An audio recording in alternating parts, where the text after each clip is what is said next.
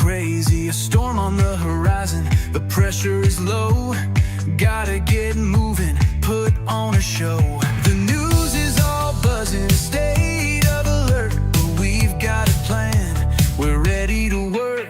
Emergency Management Associates, we're here for the crisis, we're here for the fates. From the first sign of trouble to the all clear sign, we're on the front lines, we're one of a kind. Emergency Management Associates, we're the calm in the chaos, we're opening gates, connecting the dots and making the calls. We're picking you up when you're starting to fall.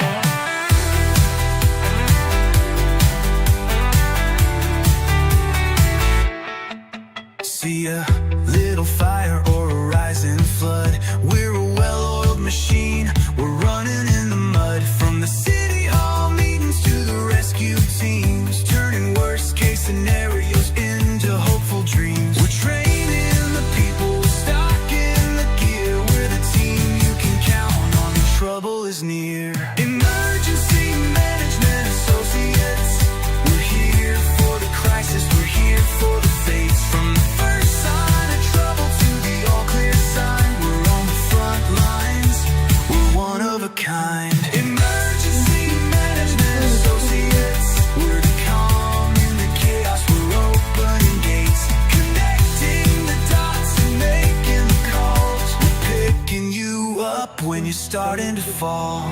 It's more than a job, it's a calling, you see. Prepared for the present and what's yet to be. Every second counts, we're ready to react for our communities.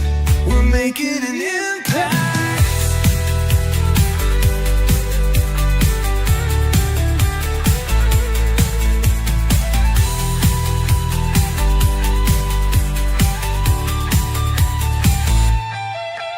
Emergency Management Associates, we're here for the crisis, we're here for the fates. From the first sign of trouble to the all clear sign, we're on the front lines, we're one of a kind. Emergency Management Associates, we're the calm in the chaos, we're opening gates, connecting the dots and making the calls. We're picking you up when you're starting to fall. Yeah, we're picking you up, we're ready to go. EMA, let's get this show on the road.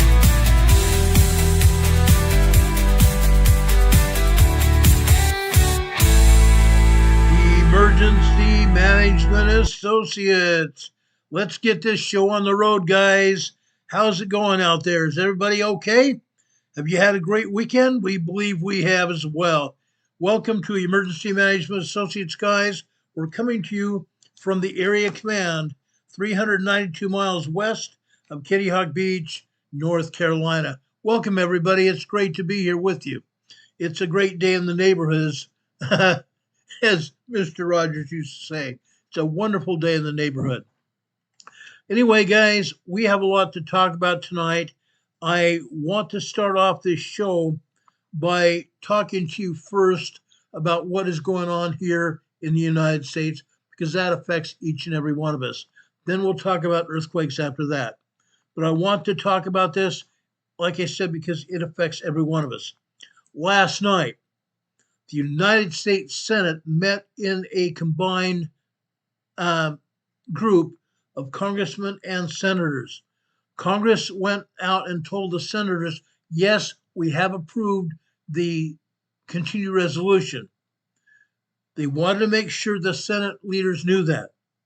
Now, Mike Johnson, the Republican speaker, said he did it. He wanted to make sure the Senate got hold of it, and Senator Toome, who is the Speaker of the, or not the Speaker of the House, the leader in the Senate, said, yes, we got it. Then they read the continued resolution. Then the combined Senate got together. They had speakers. For the most part, the Democrat leaders said, no, they're not going to approve it. That proved the downfall for the Democrat Party. 8 senators from the Democrat Party joined 52 Democrats. Or I'm sorry, 52 Republicans. 8 senators from the Democrat Party joined the 52 Republicans, and they passed the preliminary resolution to open up the government. But that doesn't end this. The government is still closed for at least another 1 or 2 days, and possibly until at least Friday. Let's let Senator Cruz tell you about it.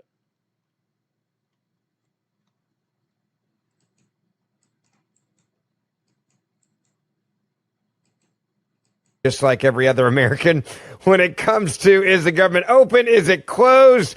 Senator, as we are doing this 10 o'clock Eastern, we're recording on Sunday night, you've just left the Senate floor.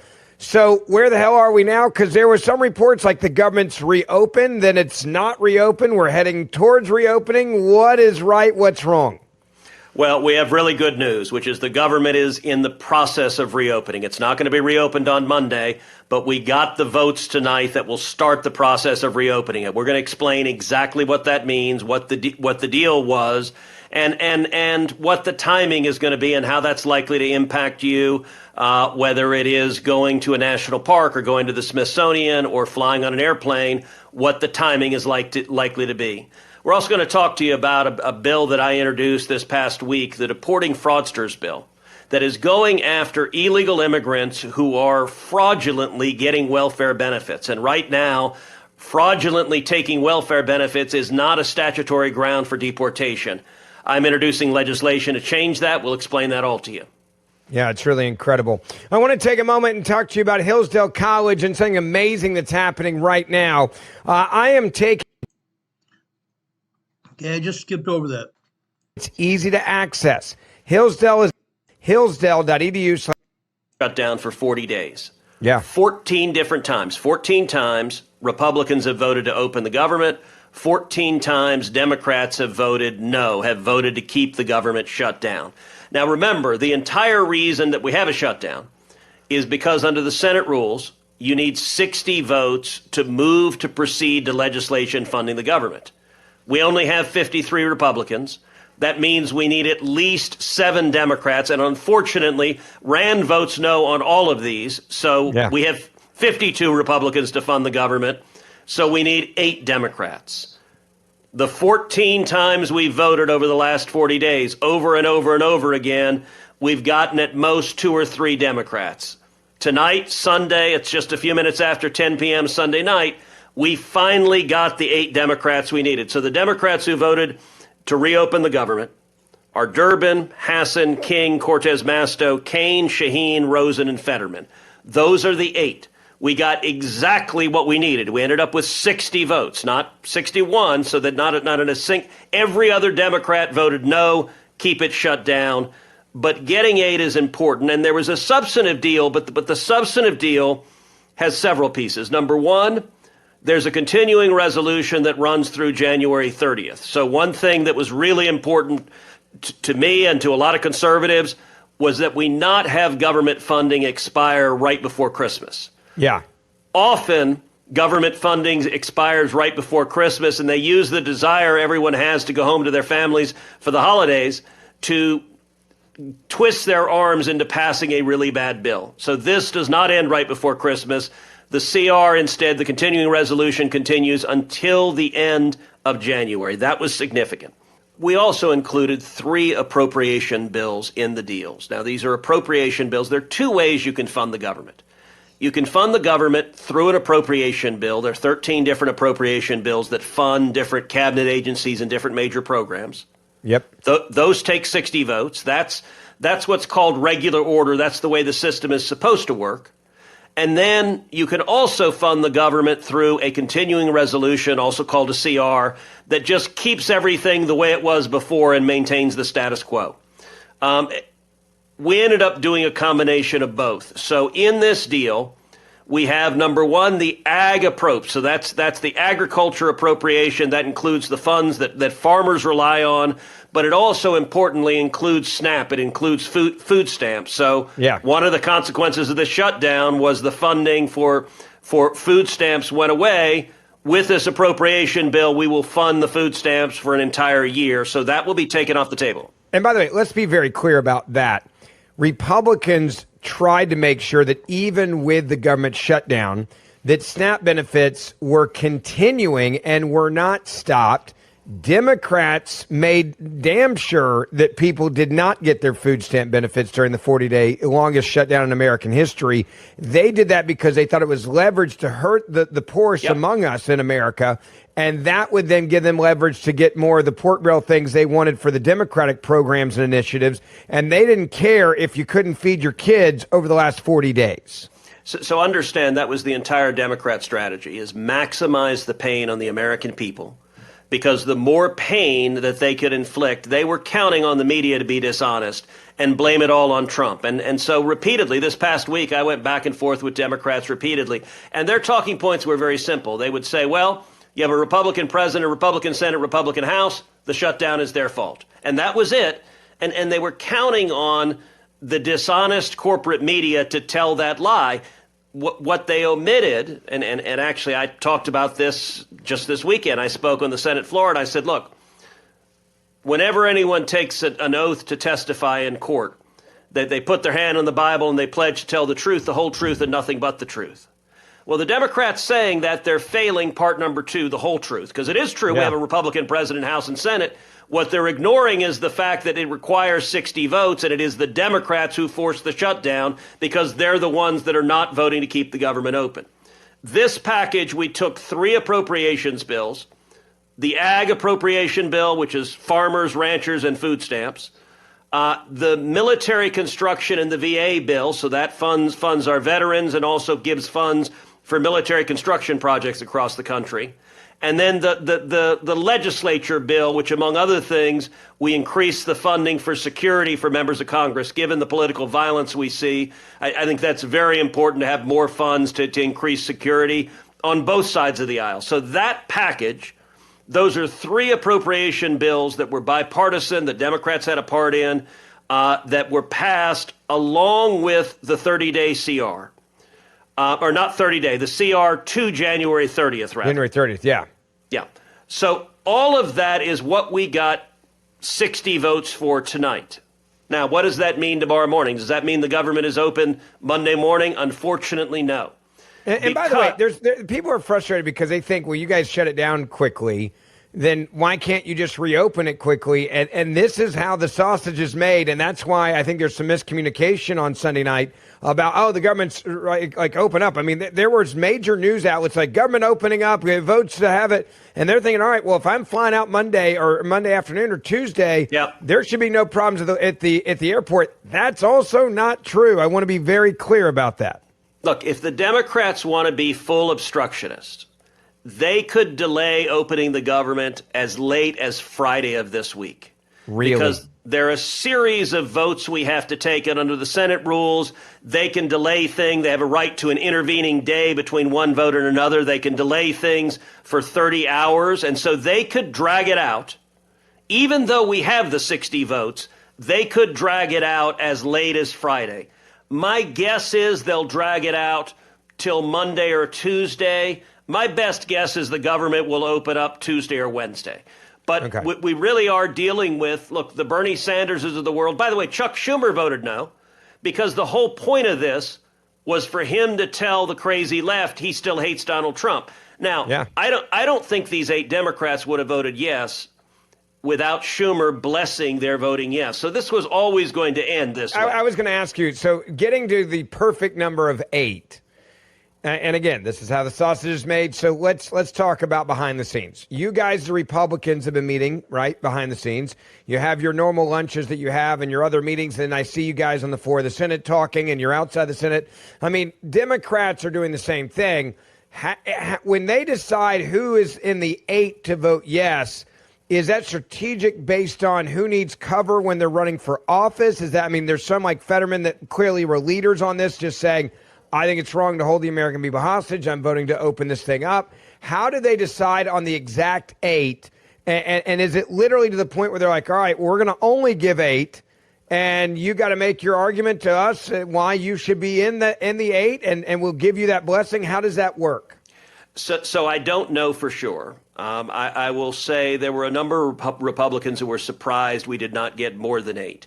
So there were other Democrats who were telling Republicans privately they were going to vote yes to open the government. People like John Ossoff, he's the most vulnerable Democrat running for re-election in Georgia. He just voted the 15th time to keep the government shut down. Interesting. Georgia. By the way, Raphael Warnock, the other Georgia senator, did as well. We actually thought there was a real possibility they would both vote tonight to open the government. I don't know what Ossoff's calculus was. Warnock will often vote with Ossoff to give him some political coverage. So we figured that they would go either both yes or both no. They both voted to keep the government shut down. What is the chances two guys like that on Tuesday, Wednesday vote yes after they say, all right, well, fine, we're already going to be there? Does that change, you think, that 8 number? Could that change to 10, 12, or is it pretty much 8 sure. is 8? No, I could easily see on a subsequent vote some additional Democrats. Patty Murray, who is the senior Democrat on the Appropriations Committee, a number of Republicans believe she was going to vote yes. I mentioned we're going to pass 3 appropriation bills. She played a major hand in drafting those 3 appropriation bills. And so for appropriators, look, when Chuck Schumer and the Democrats had the majority, do you know how many appropriation bills they passed into law? How many? 0.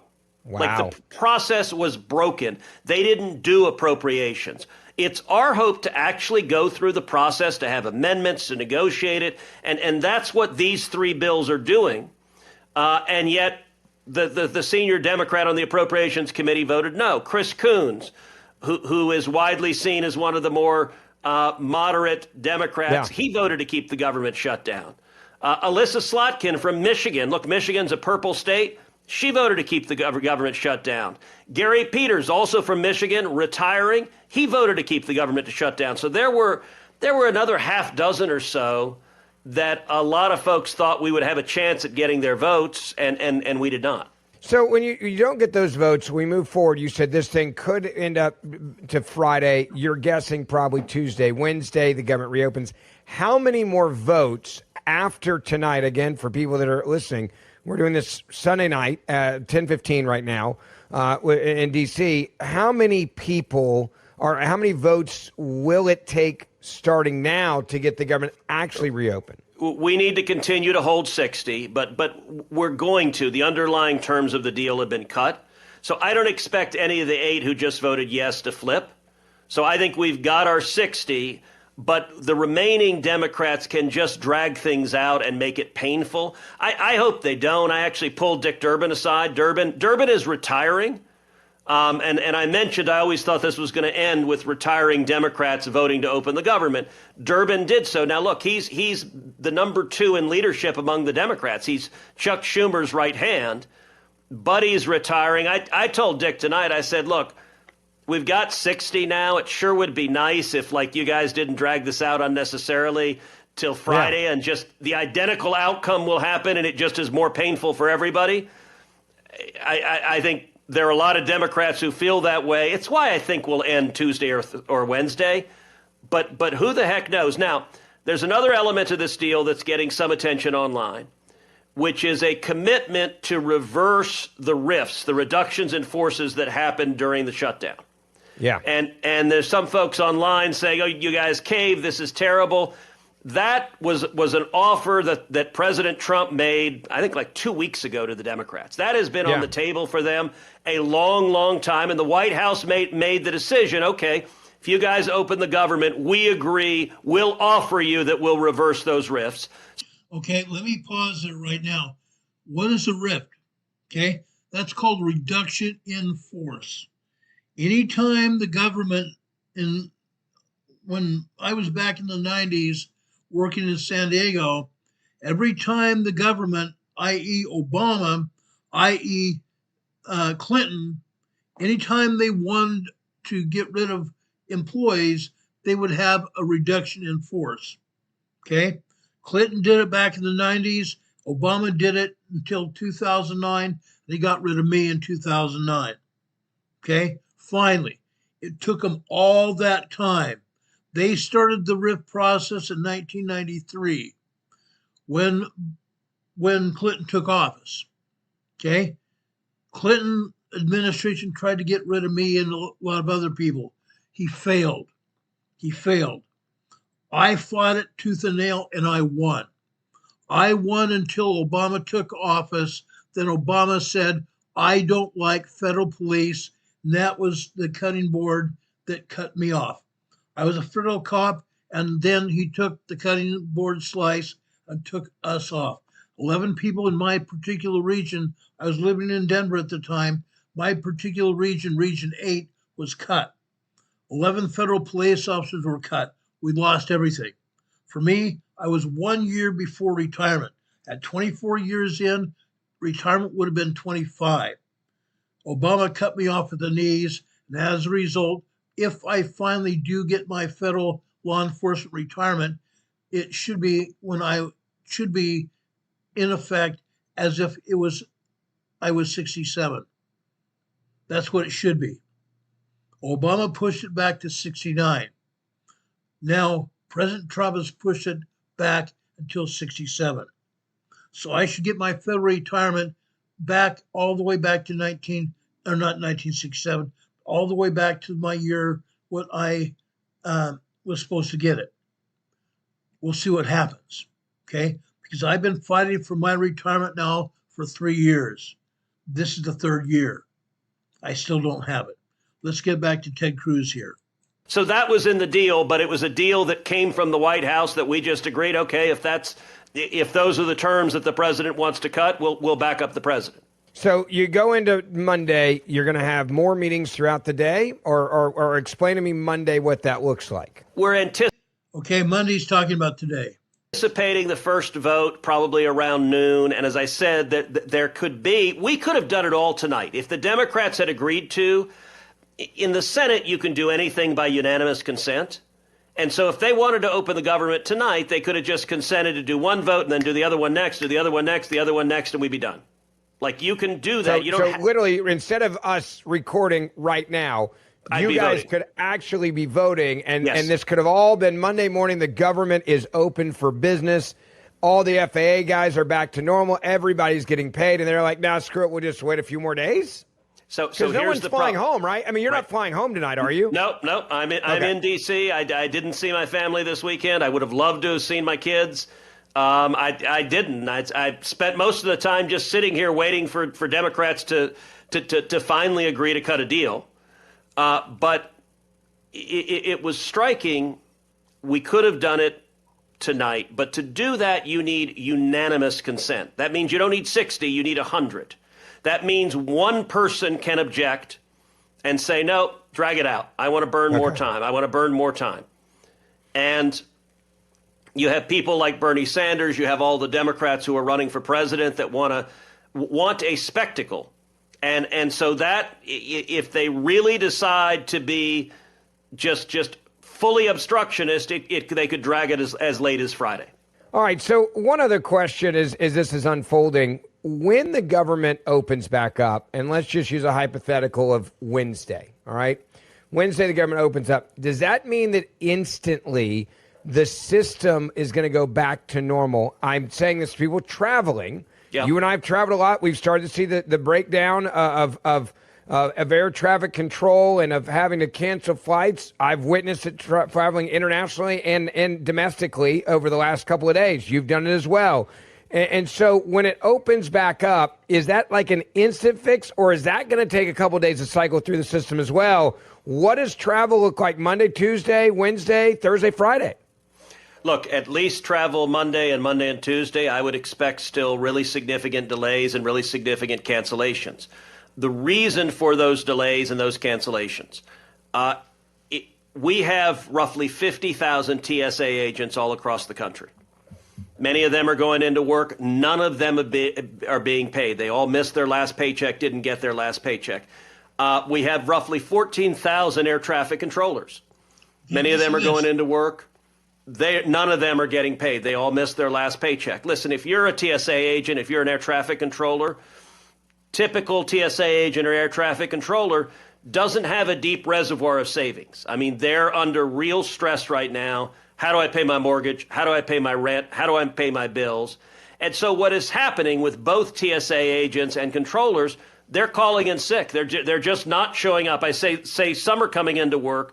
The problem is in New York City on Halloween Day, roughly 80% of the controllers called in sick and didn't show up to work. That's Chuck Schumer's hometown, by the way. 80% of the air traffic controllers in New York called in sick on Halloween. 80%. Who is watching the skies? Who is watching the skies, guys? Hardly anybody.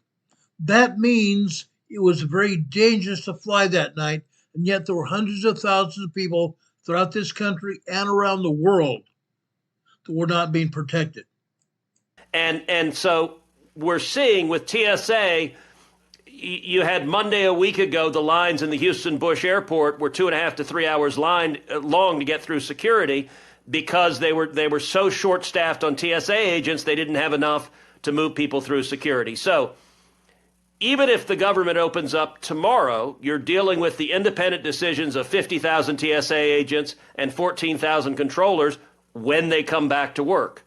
And the reason that the FAA has mandated 10% of flights be canceled is they're looking at the data and seeing that these short-staffed air traffic controllers, there's an increased risk to safety. So they're saying, all right, if we don't have full staffing, we got to reduce the number of flights. So in a week, do I expect things to go back to normal? Yes, a week after things open up. But it could easily take several days for people to say, okay, I'm going to come back into work now. That doesn't happen automatically just by flipping a switch. So what you're basically telling me is this week when I'm flying and when you're flying and so many others that listen to the show are flying, we're going to be dealing with this type of chaos because the Democrats decided not to do their job, even while doing their job on Sunday night right now. Yes, and by the way, they could have agreed to open it all up tonight.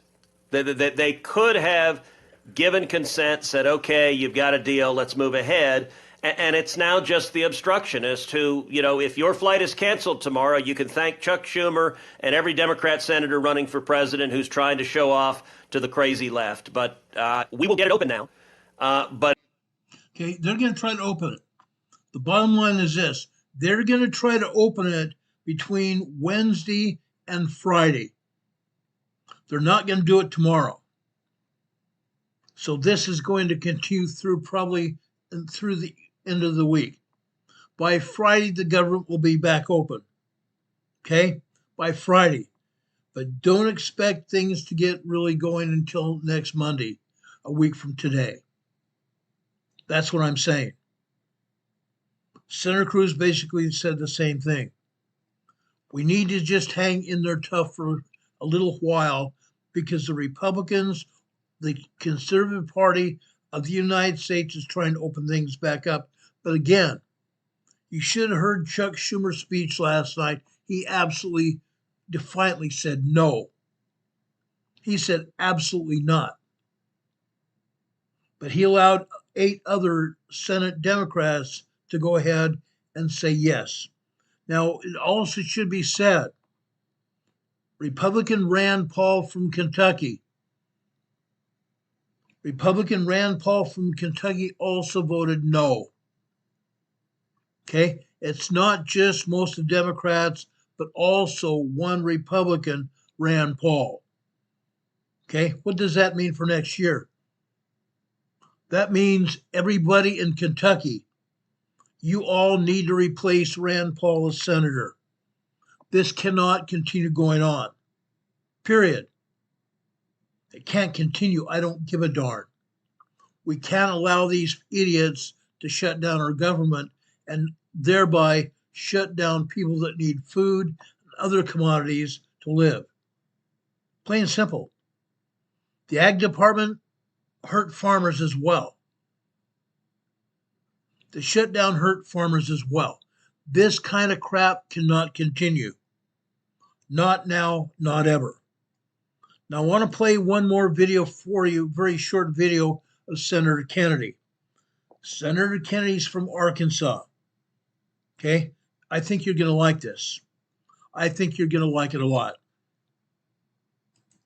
Louisiana Senator John Kennedy. Senator, it's great to see you tonight. Thank you. Now, the Democrats clearly have... Okay, I'm sorry, it was Senator Kennedy from Louisiana. I don't know why I was thinking Arkansas, but he's from Louisiana. watch this. This is going to be good.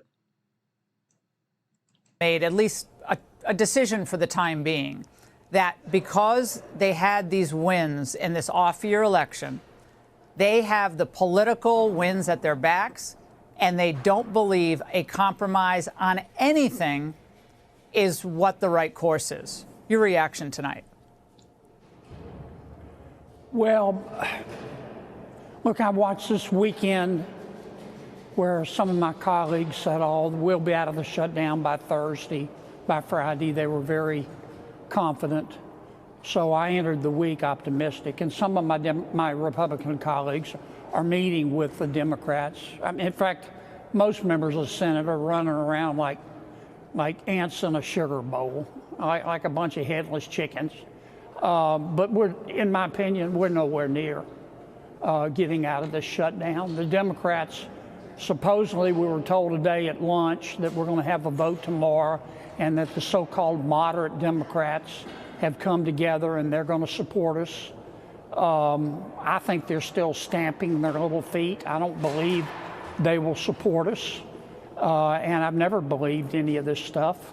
Around here, it's not what you say, it's what you do that shows what you believe, and everything else is just cottage cheese. I think we're going to be shut down at least 10 more days, maybe 2 weeks, maybe longer than that. And I don't know what else to do. I've voted 14 times to open up government. They voted 14 times to keep it closed down, and all they ever do is talk and stamp their little feet and keep government shut down and blame us. Now, I know, Senator, that you tried to get federal workers paid tonight and then to block pay for members of Congress. Yeah. What happened there? Well, Watch this, guys. This is what you're going to like.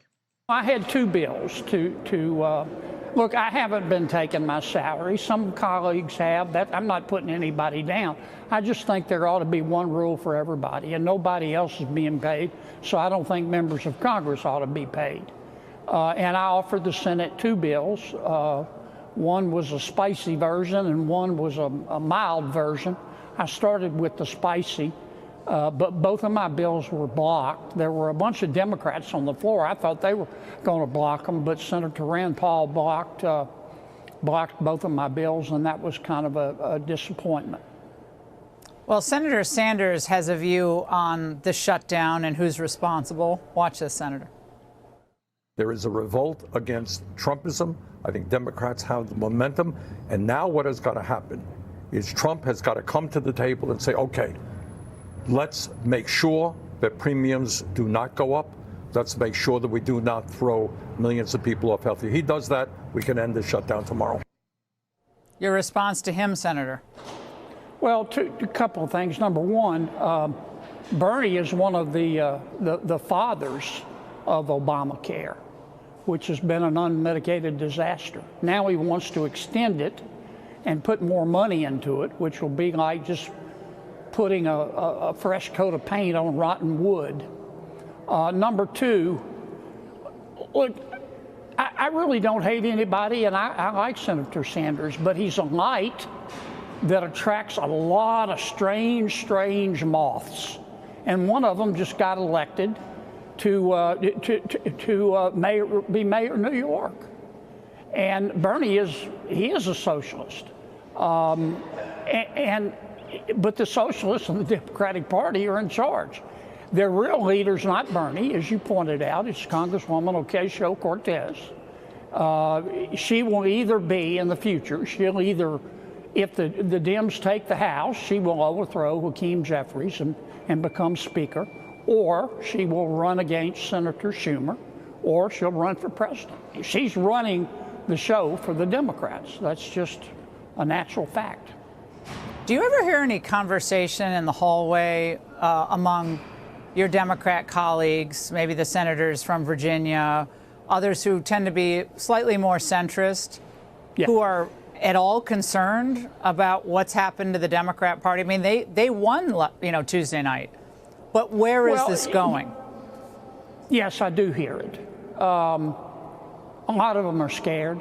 They see that the loon wing, the socialist wing, whatever you want to call it, the Bolshevik wing of the party has taken over, and they're scared of that wing of that party.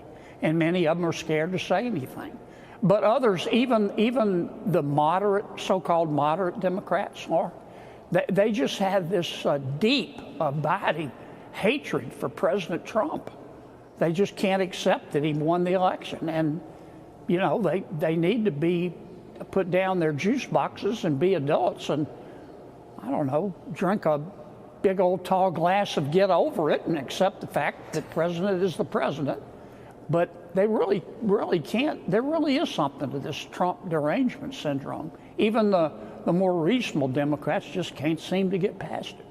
So, Senator, do you agree with President Trump that given what's at stake for the country, that it's time for Republicans to consider dumping out of the filibuster rule, because the Democrats are obviously going to dump out of it themselves the next chance they get and run the table, well, regardless of what Republicans do? No, I don't agree with him. I'm not ready to get rid of the filibuster or the blue slip.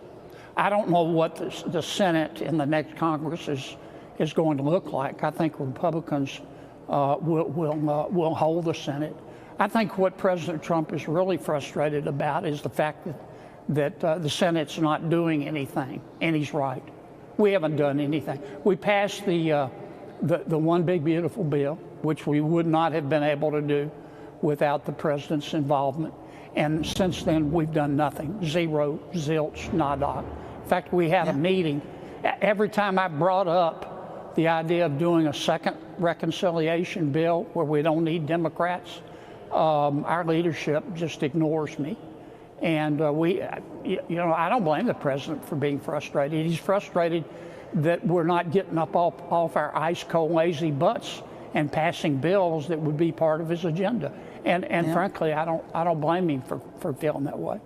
All right, Senator. Well, thank you very much for joining us tonight. Could be a very difficult Thanksgiving for anyone who wants to travel. Well, sounds like it. Doesn't sound good. Okay, that's where it stands. Mr. President, this week. That's where it stands, guys. It could be a very bad Thanksgiving. Okay? Even though 8 Democrats came forward and offered themselves up to bring back this government, open it up, that doesn't mean it's going to happen right away, which is very sad. Very, very sad. The Democrat wing of this country wants to keep it shut down to hurt the people. They want to keep it shut down to hurt the people so they can say, oh, we were there trying to protect you. We were there trying to protect you, and now you need to protect us and give us back our jobs next November. That's what they're going to say. The bottom line is this. We need to get the government back open, okay? Whatever you do. Call your senators tonight, tomorrow, and all this next week. I don't want you to threaten them. I don't want you to threaten them at all. Call the United States switchboard, the Washington switchboard, and tell this person that answers the phone, and remember, the switchboard operators are volunteers. Don't take your aggression out on them. I don't want to even hear anybody threatening anybody. But you need to call your senators and tell them, open up the government, or you will all be without a job. Open up the government or you're going to be out of a job. That's what the message needs to be. Open up the government or you'll be out of the job. Call the Washington switchboard as soon as this program is over. Don Patoka, if you will, if somebody will Google that, put the number up. It's a 202 number. Put the number up in our chat, even frequently throughout this program, so everybody can get that number. Put the number up so everybody will know, hey, shutdown is not going to be tolerated. The shutdown will not be tolerated any longer. It needs to be over. Okay? Now, in regards to that, you heard that 80% of the air traffic controllers took the day off and called in sick in New York City just a few days ago. Okay? The air traffic controllers have been doing it. The TSA agents have been doing it. And many other essential government workers have also called in sick. We need them. We need them to be paid. They and their families have gotten not paid for now over a month. 39 days, 40 days now as of today. They've gone without pay. That's unheard of. That's unheard of. We have federal police officers, we have ICE agents and their families that have gone out, taken second and third jobs to make ends meet because their primary job's not paying them. Police officers and our air traffic controllers especially, they're overworked and underpaid. They're under tremendous amounts of stress. We don't need an air traffic controller in the air traffic control tower that's stressed, no sleep, and he's there trying to direct traffic. That's just waiting for a plane crash. We don't want to see any more plane crashes at all. So call the DC switchboard, 202-224-3121. That's 202-224-3121. Tell your senator when they put you through to your senator that they need to open up the government immediately. Immediately. Okay? It's unreal. Should never happen. Tell the government senators they need to open up the government immediately. Stop the BS. If you have a Democrat senator, tell them to stop the BS and open up the government, or they will be without a job. Plain and simple. Those should be your words. Don't threaten them, but tell them you will vote them out next November if they keep pulling this crap. It can't be tolerated any longer. Okay? That's all I'm going to say about that tonight. Okay? I've given you my information. It's all correct as of 4 p.m. tonight. Okay? Second thing I want to talk about is an earthquake. Earthquake that happened yesterday morning, early yesterday morning at 3:03 a.m. yesterday morning, off the coast of Honshu, Japan. EMSC has it as a 6.8. Volcano Discovery also had it as a 6.8 earthquake. However, I did the information. Okay? I want to show you what I know about this earthquake. Okay?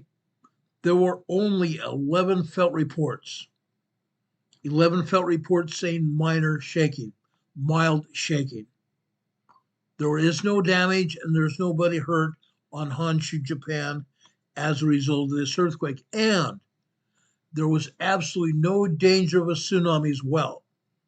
When I saw this when I woke up, and I didn't get any knowledge of it until I woke up yesterday morning, but when I saw it, everybody's worried, oh, there's a tsunami coming, there's a tsunami coming.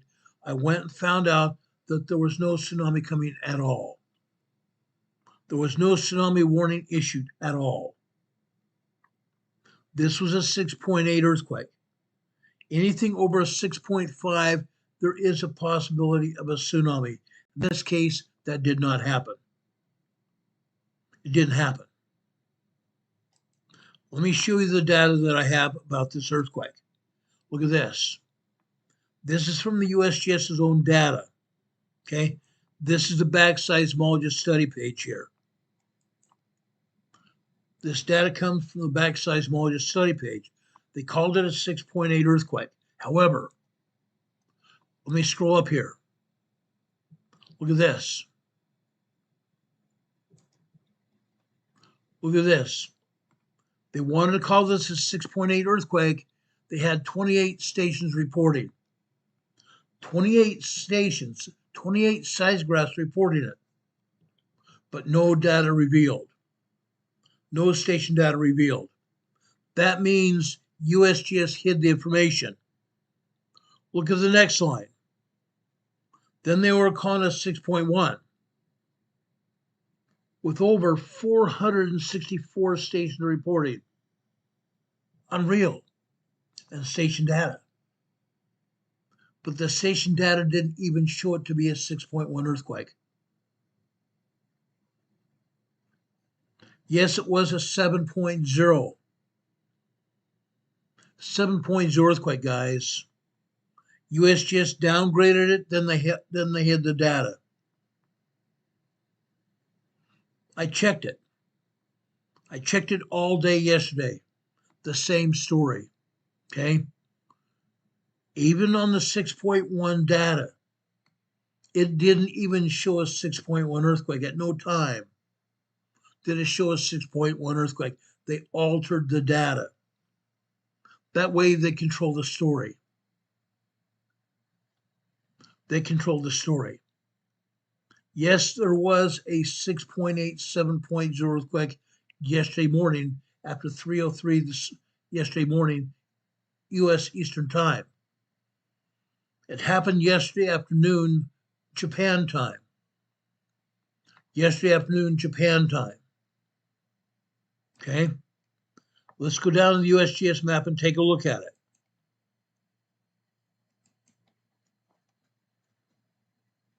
I'm going to take down our EMA banner. I'm taking down a webcam so you can see what we're talking about. Okay? Right here, you see the Kamchatka Peninsula of Russia not having any earthquakes. There are earthquakes there. They're just not willing to show it. Okay? Let's move down here to Japan. Look at all these earthquakes in Japan, guys. These are the aftershocks from the 6.8, 7.0 earthquake that happened yesterday. Today, there was another 6.0 earthquake here. This is a 6.0 aftershock in the same place, same location as a 6.8, 7.0. Okay? Guess what? The 6.8, 7.0 was only 4.3 miles deep. 4.3 miles deep. This earthquake is 7 miles deep. Even deeper than the 6.8, 7.0. Incredible, huh? It absolutely is. Let me show you this to you.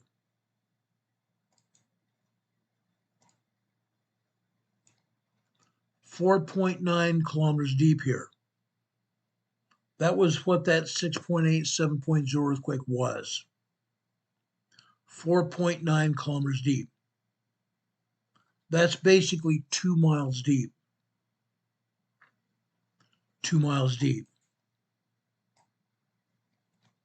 This 6.0 aftershock. Remember, 6.0 to 6.9 are considered to be very strong earthquakes. I believe this was a major 7.0 earthquake. This is an aftershock. Just barely 6.9 kilometers deep. That's just barely. Actually, I'm sorry. This is 6.9 miles deep, which means it's just over 10 kilometers deep.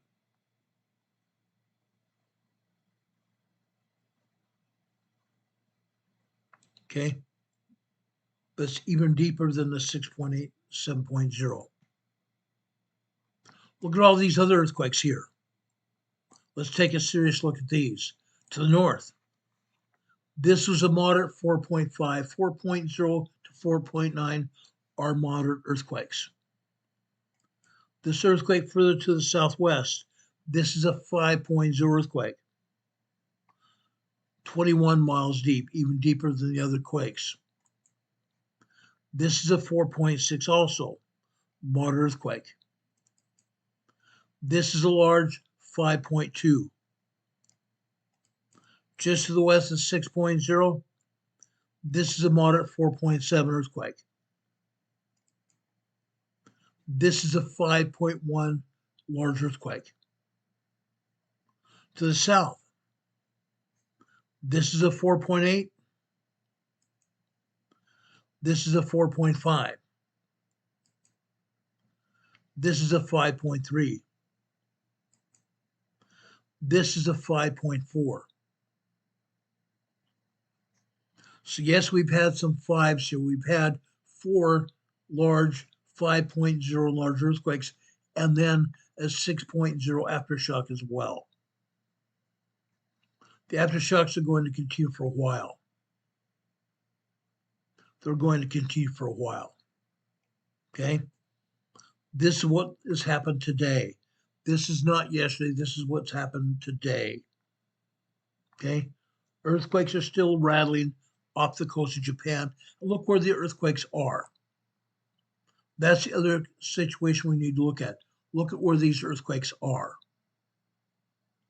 They're on the edge of the plate. On the edge of the plate.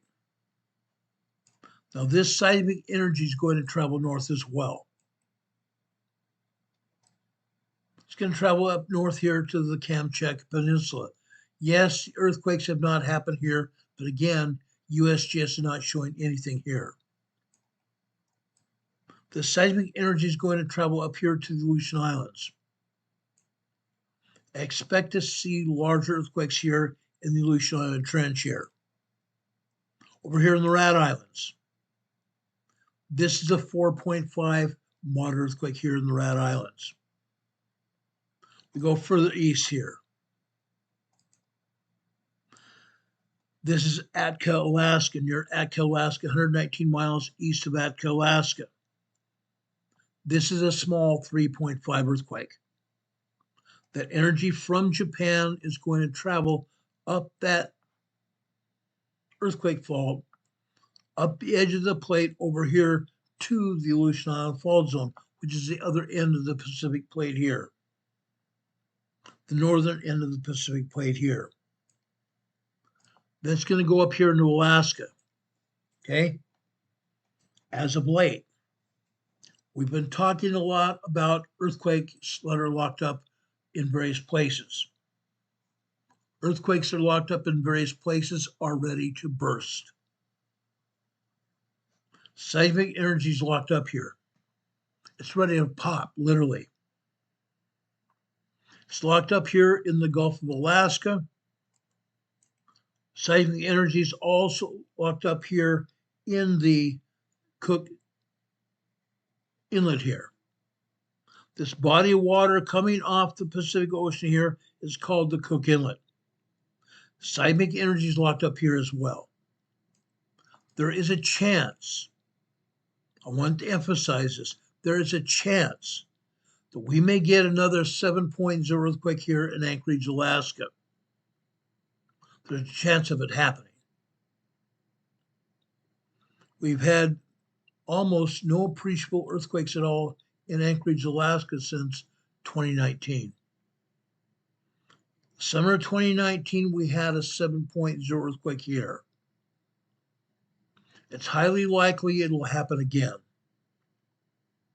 I want to put my words out to the Alaskan people. Make sure you are prepared. Make sure you're getting your preparedness stuff together. Write your preparedness plans and make sure you have a preparedness kit. Just one in your home, one in your car, and make sure you're carrying go bags for each member of your family. Make sure each member of your family has a go bag. A go bag should consist of at least one meal that they can hurry and eat if necessary to have strength to get back home. One meal that has strength, that will give you strength enough to get home from where you're at. Water. Might have a change of clothes, a minor first aid kit, walking shoes, hiking boots. Now, we are going into the winter season. Many places throughout this country are in the winter season, and many places throughout this world are also in the winter solstice. Okay, that means we're facing snow, ice, and cold weather. Snow, ice, and cold weather. Now, I didn't prepare to put a video up showing the slick roads in Indiana and Ohio. There are videos out here on YouTube showing the slick roads and highways in and around the Midwest of this country. It's going to continue. Temperatures in and around Anchorage this morning were at 17 degrees Fahrenheit. 17 degrees Fahrenheit. Some places here in Alaska were below zero. Below zero. Unreal. Unreal. Be aware of that. Okay? Make sure you're prepared for whatever weather you're going to face. Be prepared for whatever weather you're going to face. While I've got Alaska here, I want to show you something else. Over here at Mount McKinley, right here, Mount McKinley got hit by a minor 2.0 earthquake today. 2.0 earthquake on the northwest side of Mount McKinley. Actually, the northeast side of Mount McKinley. 2.0 minor earthquake. Yes, there were other earthquakes here. This one is a 1.6 tremor. Center of Denali National Park. USGS cannot even identify this earthquake as being in Denali National Park. They say it's 31 miles northwest of Petersville, Alaska. It's not that at all. Petersville, Alaska is nowhere near here. Over off the southwestern side of Denali National Park right here. This is another 2.0 earthquake. Over here on the eastern side of Denali here, you see an earthquake in red. This earthquake in red just happened. This is a 1.8 tremor here on the eastern side of Denali National Park. Okay? Now I want to emphasize this. See this brownish gray area here in Alaska? That's the Alaska tundra. That's the Arctic Circle here. There are no earthquakes up here in or above the Arctic Circle here. There are no earthquakes above the Arctic Circle here at all. Okay, let's go south. We talked about Japan. I want to go over here into the Ryukyu Islands here, South Japan. This is another large 5.0 earthquake north of Okinawa. Northeast of Okinawa. 5.0 earthquake here. Wasn't near any land at all. Nobody felt this quake because the ocean waters absorbed the shock waves of this quake. Okay, let's go down here to Taiwan. Southern Taiwan got hit by a large earthquake today. Okay, this is a large 5.1 earthquake. This earthquake hit at just after 12:48 this morning Eastern Time. 12:48 Eastern Time, and it was actually coming into Tuesday morning here in Taiwan. Coming into Tuesday morning in Taiwan. Large 5.1 earthquake. Now, this was in the mountains, guys. This was in the mountains. However, look down south. People living in communities down south and further to the west. This area is heavily populated. This whole area is heavily populated, guys, and everybody felt this earthquake. Everybody felt this 5.1 earthquake. Okay? I have not heard of any damage. I have not heard of any injuries, but this was a powerful 5.1 large earthquake here in southern Taiwan this morning, early this morning, Eastern Time. Let's go south. They're not showing any earthquakes here in the Philippines. What a joke. What a freaking joke that is. There are earthquakes here in the Philippines. Earthquakes here in the Philippines, guys. They don't want to show it. Why not? Why not, I say?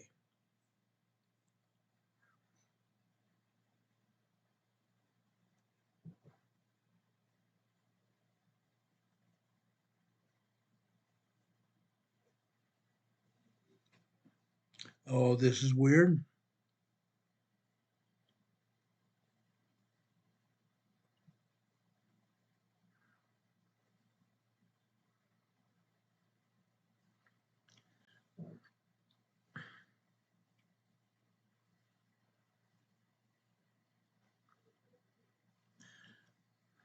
I have my tablet here. It doesn't want to open up on my tablet.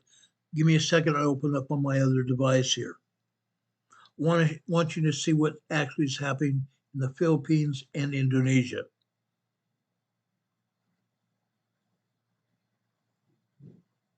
It's almost embarrassing. I understand our government's not open. However, the USGS has been doing this since way before the government shut down. Very unfortunate. Very, very unfortunate. They don't want to show us what's happening. Plain and simple. Okay? First, before we go to the Philippines, I want to show you this. North of Guam. North of Guam. Guess what we have? Can anybody guess what we have north of Guam here? Right here. This is another 5.4 earthquake. 14 miles north of Yigo Village, Guam. 5.4 very large earthquake. 5.4 very large earthquake off the north side, north end of Guam. Guam here is a United States territory. They have a naval base down here to the south, right here. Huge naval facility there. Up here, all kinds of other surveillance gear here on Guam. Okay? The people that are over here on the north end of Guam felt part of this earthquake. This was very close to Guam. 14 miles off ashore, they felt this earthquake here in Guam. No, they probably didn't feel the full brunt of the 5.4, but they felt the earthquake. They felt the earthquake here. Okay, I want to show you that.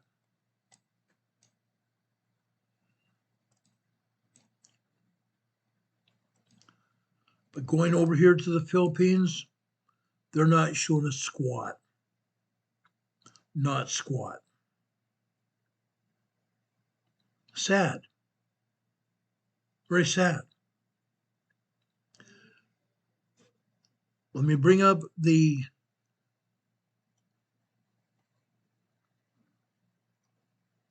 webcam so you can see what I'm going to show you here. Central Philippines, Cebu, Philippines. We have a 3.2 earthquake. On Friday, these people got hit on the head with a great big huge typhoon. 160-mile-per-hour winds going through the Philippines here. There's a lot of destruction here in the Philippines. A ton of destruction. And I believe 7 people lost their lives here in the Philippines as a result of that typhoon. Then this small 3.2 earthquake came through today. USGS not showing it at all. Not at all. Why not?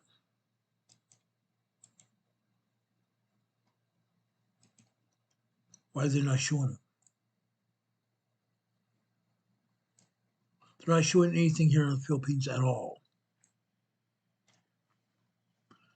Down here off the southeastern shore of Mindanao, Philippines here. Mindanao, Philippines here is the largest island of the Philippines, the southernmost island at that. Davao City here is the main city here in the Mindanao, Philippines. Yes, we had some earthquakes over on the northeast side of the island. Again, this is a 3.2 earthquake here. 3.2 earthquake there. South there, offshore. This is a 4.4 moderate earthquake. 4.4 moderate earthquake here. South of there. This is a 3.1 small earthquake here. Nobody on Mindanao, Philippines felt this earthquake. Both of these earthquakes were offshore. The ocean waters of the Philippine Sea absorb the shockwaves of these quakes. Down south, that's a different story. Completely south of the Philippines. North Sulawesi, Indonesia. 3.6 small earthquake. Again, this is out in the ocean. Nobody felt this earthquake at all. Small earthquake at that. Further south, this is a 3.9, 4.0 earthquake. 4.0 moderate earthquake here. Again, this is in the ocean. Okay, going further south. This is another 4.1 moderate earthquake. All four of these earthquakes were not felt because the ocean waters absorbed the shockwaves of these quakes and it was nowhere near land. Nowhere near land. However, Maluku, Indonesia, 3.3 small earthquake. Small earthquakes, you're going to feel rattling beneath your feet. Your furniture, if you were in a normal home, your furniture would probably crawl across the floor. People here in Indonesia probably felt something moving. They probably felt something moving, but that's just about all. That's just about all here. Okay, 3.3 earthquake there. Southwest of there, in the Molucca Sea, this is the 3.2 earthquake here. Notice where these earthquakes are. On the edge of the plate. On the edge of the plate. Look where these two earthquakes are here. Okay? This is Tuvalu, Indonesia. Tuvalu, Indonesia. A large earthquake on the edge of the plate here. There are 7 different tectonic plates in this region. 7 different tectonic plates in this region. Each plate is subducting under the other plate just like this. Each tectonic plate is subducting under the other tectonic plate just like this. Subduction. Going up underneath it. That is what's causing all these earthquakes. Over here to the southeast. This is a 4.4 here. 132 miles southwest of Tuvalu, Indonesia. Okay? Good sized earthquake. Good sized earthquake. However, what else is here? What else is here? They're not showing it, are they? They're not showing any other earthquakes here at all here in Indonesia. They're showing this one over here in the Indian Ocean, in the Andaman Islands here, This is a 4.4 earthquake. But what happened to the other earthquakes besides these two in Indonesia? Guess what? There are 24 earthquakes here in Indonesia. 24 earthquakes. They're showing us two. They're showing us only two here.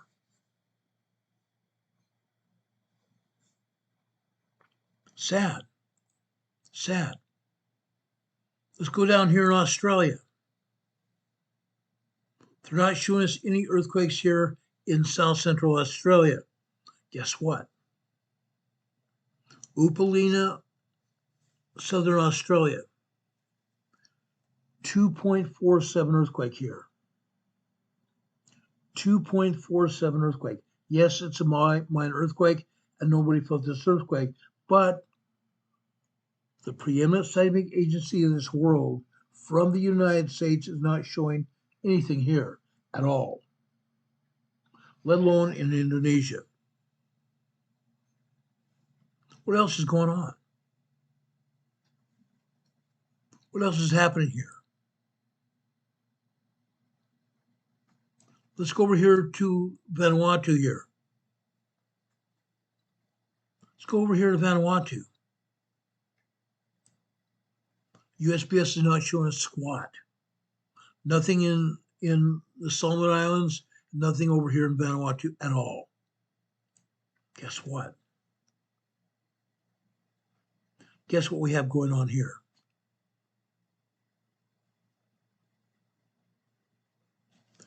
"22 earthquakes here in Vanuatu alone. 22 earthquakes here in Vanuatu alone. 2.5s, 3.5s, 4, 4.0, 4.1, and 4.2 earthquakes here in Vanuatu. For the most part, every one of these earthquakes was in the water around the islands here in Vanuatu. No dangerous earthquakes hit on land here. No dangerous earthquakes hit on land at all.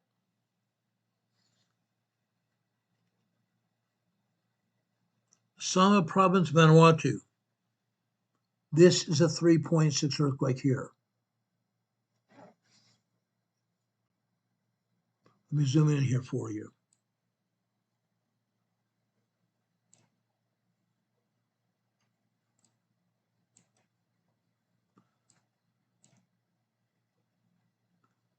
Sama Province, Vanuatu.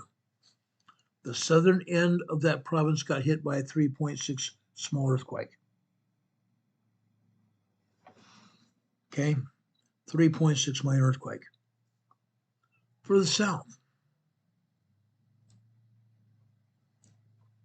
Moampa over here, Wamat, Vanuatu here. This is a 2.8 minor earthquake there.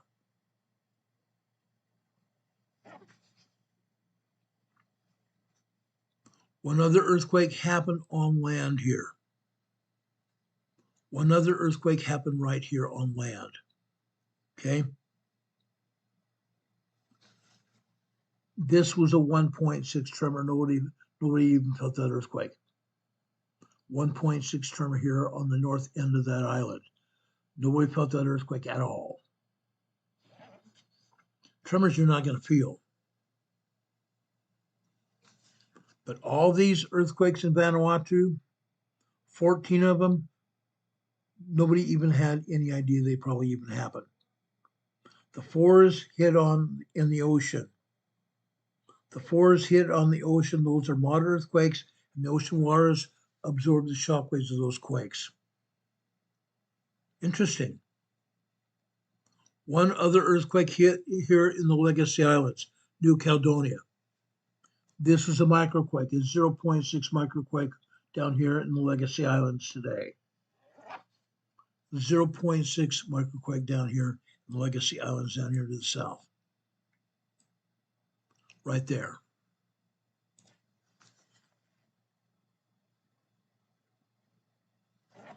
Okay? That's a good thing. That's a very good thing. Now I want to go over here to New Zealand. I want to spend just a few minutes down here in New Zealand. USGS is showing one earthquake here on the North Island called Ro'u Island. Ro'u Island, New Zealand. Let's zoom in here. See where this is? See that lake here? That lake here in the middle of the North Island, it's called Taupo Lake. Taupo volcano, T-A-U-P-O lake. T-A-U-P-O volcano. It's a super volcano, just like Yellowstone. This earthquake was just southwest from Taupo Lake. 4.6 earthquake. 4.6 moderate earthquake. Yes, people are living in this area. I have friends living in this area, guys. They felt this earthquake. They felt this earthquake, guys. But it wasn't the only earthquake hitting here in New Zealand at all. Look at all these earthquakes here in New Zealand. Look at over here on the North Island. Literally everywhere. How about that earthquake over here on the eastern side of the Ro'u Island? Guess what? There's the other 4.47. 4.47 here. Why is this important? Why is it important, guys? See that earthquake fault here? See that earthquake fault? They are expecting an 8.0 here within the next 25 years. Between now and 25 years from now, they're expecting an 8.0 here. This is a subduction zone just like Indonesia, and subduction zone just like the Pacific Northwest of the United States. Huge subduction zone. What's going on? Again, the Pacific plate is subducting under the Indo-Australian plate. The Pacific plate is subducting underneath Indo-Australian plate. That's big time news. Subducting like this. Again, there are 7 different tectonic plates in this region. There are 7 different tectonic plates in this region. Each plate subducting under the other. That's why these earthquakes are hitting. Look at all these earthquakes on the North Island. Going south to north. Southeastern side. That's a minor 2.24. 2.24. We have a volcano over here on the southwestern side, right there. Southwestern side of the island here. Right there. Just southwest of there, we have a 2.20, and we also have a 3.01 here. 3.01 small quake there. Just southeast of the volcano. However, we have another volcano here as well. Rapahu volcano. Rapahu volcano right there. Guess what?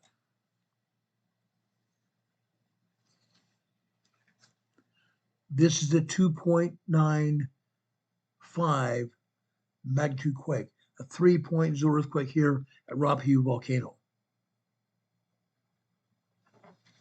Yes, it is possible. It is very possible to have another volcanic eruption here the Rapallo volcano. It happened over 9 years ago. Just over 9 years ago, it could happen again. It could happen again. But again, the USGS is not showing us any of this, are they? Not showing us any of it. North of the Topo volcano here, we have a 2.47 minor earthquake. 2.47 minor earthquake. All the other earthquakes here are minor 2.0 to 2.7 or 3.1 and greater. Let's go over here. North of New Zealand. We're going, this is just south of the Kermadec Islands, which are bird sanctuary, north of New Zealand and mainland New Zealand, right between the Kermadec Islands and northern New Zealand. We have a 3.8 and a 2.32. 3.8 and 2.32 here. Interesting. Interesting. Guess what? On the earthquake fault here. See those two earthquake faults coming out of Fiji there? And one earthquake fault marked in red there coming out of Tonga? Guess what?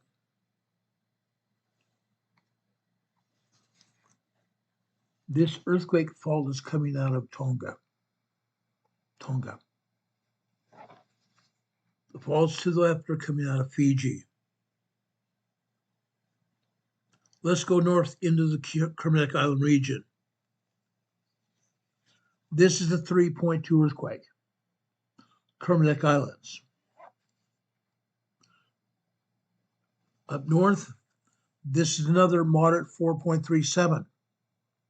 Moderate 4.37 earthquake here. North of there, this is a 3.8 small quake. The Kermadec Islands guys are alive and well. Nobody lives on the Kermadec Islands except birds. It's a bird sanctuary. The only time anyone goes near the Kermadec Islands, during high tide, because the volcanic rocks beneath the surface could tear boats apart. They can only get in here during high tide. Low tide, they die in the water. They check on the birds occasionally during high tide there. We have no earthquakes to speak of reported in Tonga, Samoa, or even over into Fiji. Not reporting any. USGS is not reporting anything either. Nothing. Not a thing. Now I want to take you over to South America. Actually not southern, but central South America. Why? Because we've had some earthquakes. We've had some earthquakes. Fact of the matter is, we've had 40 earthquakes here in South America. 40 earthquakes here in South America. They're showing us 4. 40 earthquakes compared to 4, they're not even showing just 1/10 of the earthquakes here in South America. The central part of the Andes Mountains here, the border of Chile and Argentina here, this is a large 5.0 earthquake here. This is a large 5.0 earthquake. 25 miles southeast of Chosmallo, Argentina, at the border of Argentina and Chile. Look at all the other earthquakes here.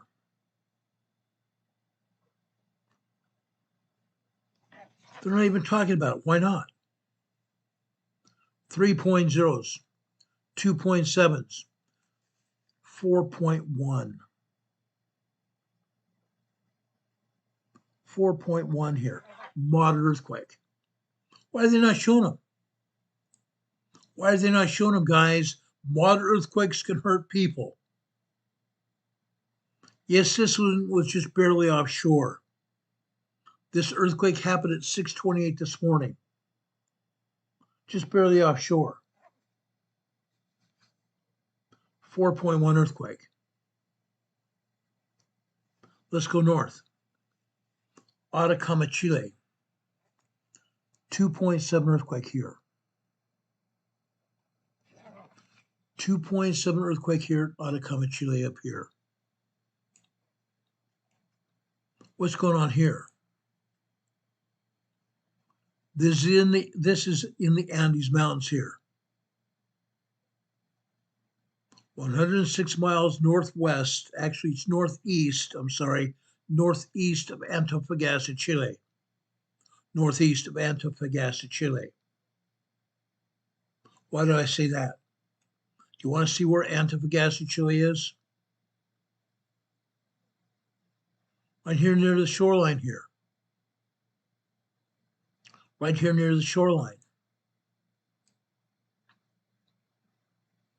Antofagasta, Chile here. Let me show you something else. I did some studying here. I spent some time here early this morning.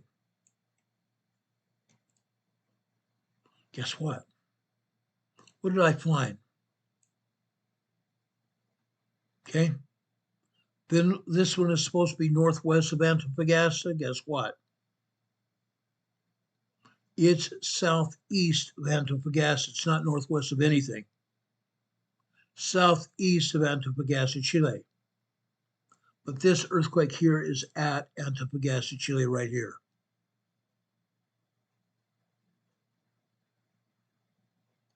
This is a 5.4 large earthquake.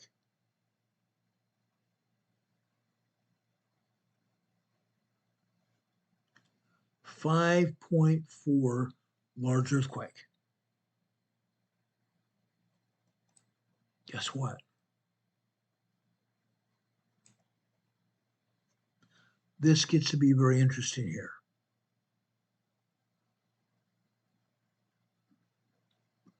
This gets to be very, very interesting here. People live in this area. People live all over this area. There's highways here.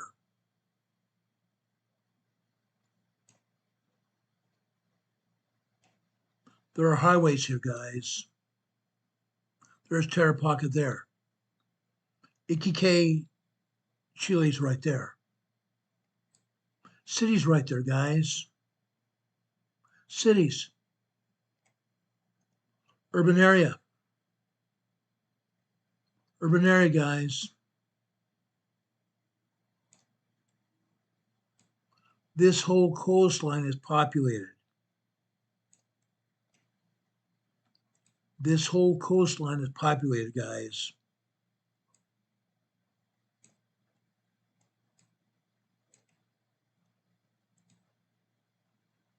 Look at that.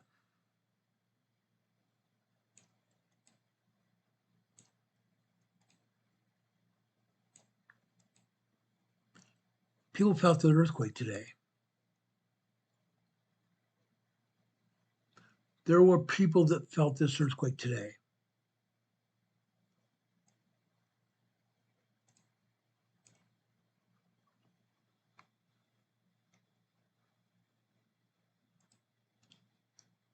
People feel these earthquakes.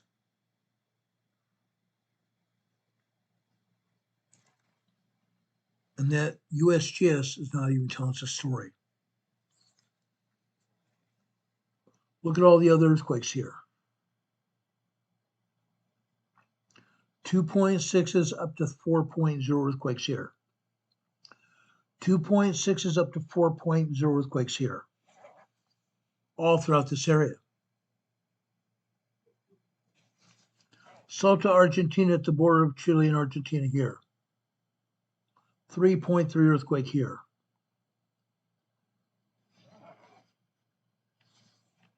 Incredible.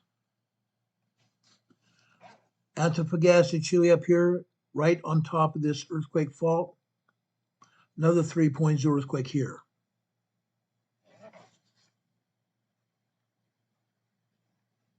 Let's go into Peru. The border of Peru and Bolivia. Here's another 3.0 small quake here. Why is nobody talking about it?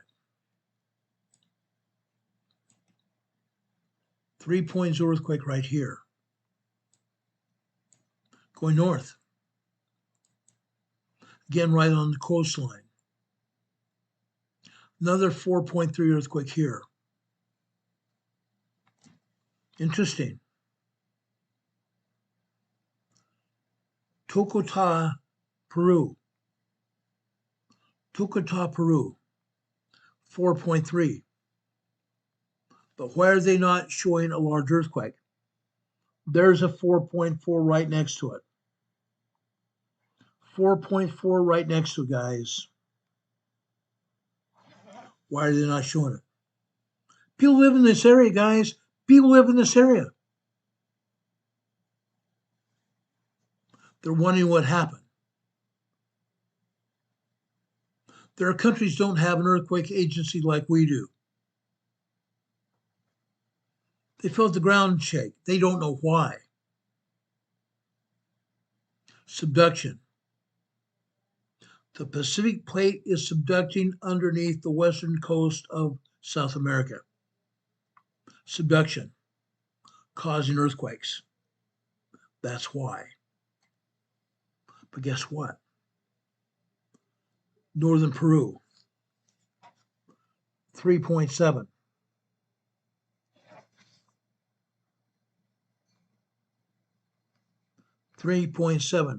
Lima region, Peru. Lima region, Peru. Another one here. Huacho Huara, Peru. 3.5 small quake. 3.5 small quake. Going north. Again, this one is near the border region of Peru and Ecuador. 4.0 earthquake here.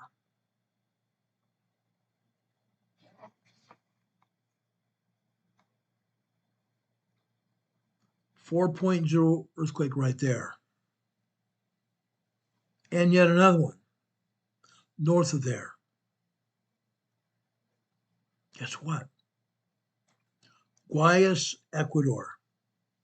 Guayas, Ecuador. This is the 3.4 earthquake there. 3.4 small earthquake there. Going further north, off the coast of Ecuador.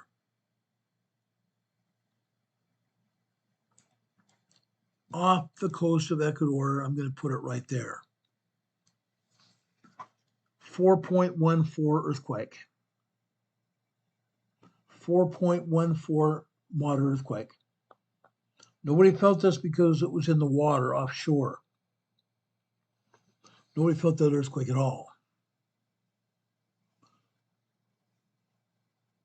Central Colombia. Central Colombia. Let me bring this down to show you.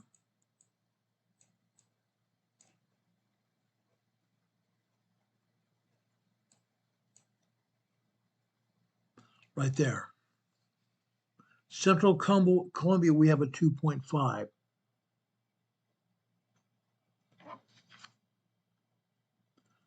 Northern Colombia, 2.7.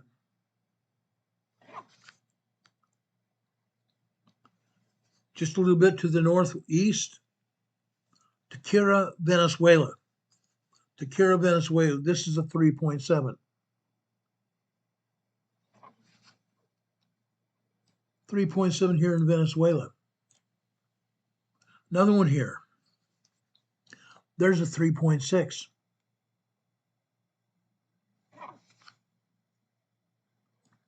Why aren't they talking about it? One more. over here on the northeast side of Venezuela. This is a minor 2.4 earthquake here. Minor 2.4 earthquake right there.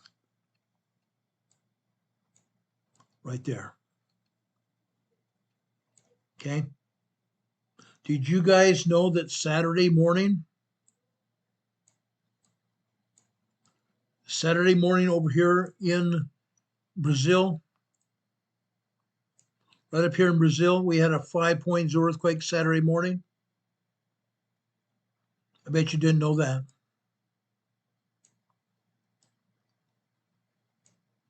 Bet you didn't know that. Large 5.0 earthquake here in Brazil. USGS didn't talk about it, did they? Heaven forbid, no. No, they didn't. Offshore here, on the central mid-Atlantic fault, this is another 5.0 earthquake here. The central mid-Atlantic fault here in the Atlantic Ocean. Large earthquake. Nobody even lives anywhere near it. But it moved. Why? The entire mid-Atlantic fault is pushing Africa and Europe in the easterly direction. The mid-Atlantic fault is expanding. The mid-Atlantic fault is expanding like this. It's pushing South America. It's pushing North America, including Greenland, Canada, the United States, northern Mexico, in a south-southwesterly direction. South-southwesterly direction. That's why we're having earthquakes. That's why we're having earthquakes. Now, let me show you this. Central America. USBS is not showing anything at all. Look at the earthquakes here in Central America. All kinds of earthquakes here in Central America. Why are they not showing these? 4.12 here in Panama. 4.12 moderate earthquake here in Panama.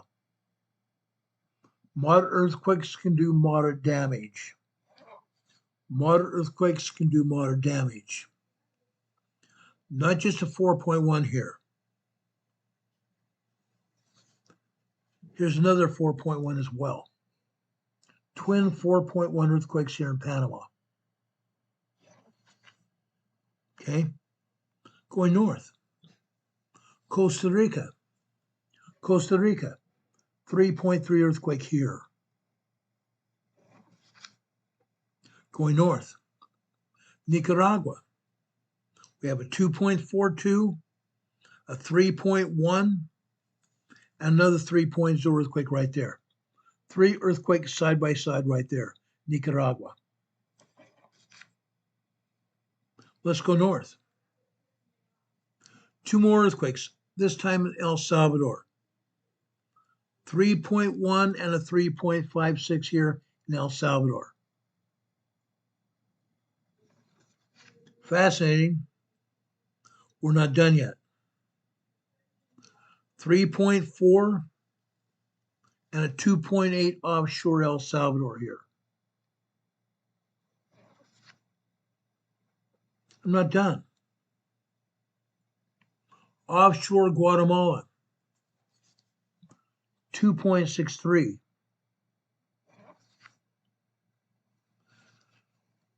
3.46 small earthquake. 3.46 small earthquake. Offshore Guatemala. Why are we not seeing any of this? Why are we not seeing any of this, guys? Inquiring minds want to know. How about southern Mexico? Southern Mexico, guys, look at this.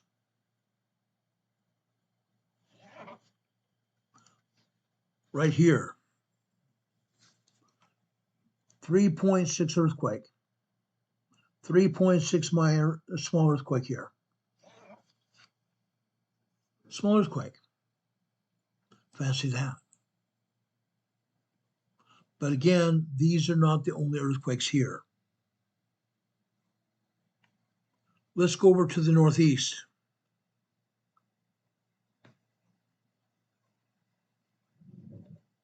To the northeast here.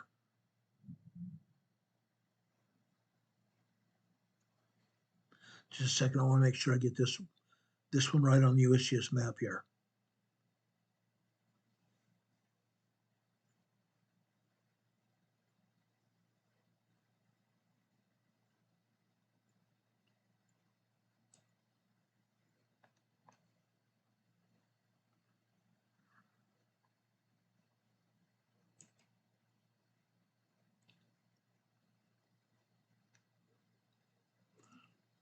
Right, I'm trying to find it here on the USGS map.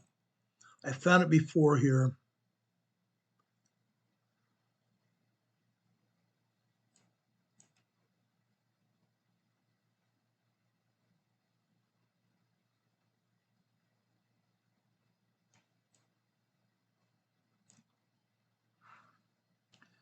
Well, I think I'm going to let this go. I'm just going to show you where this is.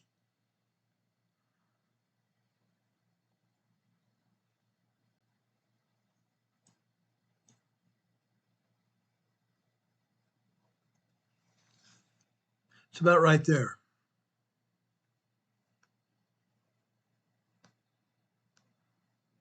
Guess what? This area has been swarming. This area has been swarming. Why? Because of this. We have a volcano. We have a volcano. What do we know about volcanoes, guys? When we have earthquakes swarming around a volcano, what happens? Can anybody tell me what happens when we have earthquakes swarming around a volcano? It means this volcano is beginning to come of age. It means this volcano is going to erupt at some point in time. USGS is not talking about it. Most of these earthquakes are 2.0 to 2.9. Occasionally we've been getting 3.0, 3.5. We even had a 4.0 the other day at the volcano. At the volcano. I just saw something here.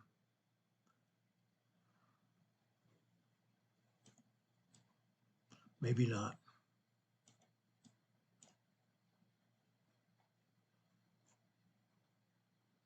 No, that's not it. 2.4, 2.2, 2.4, 2.5,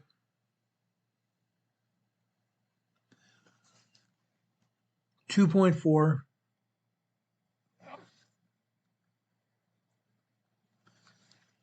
Here's a 1.8 tremor. 1.8 tremor.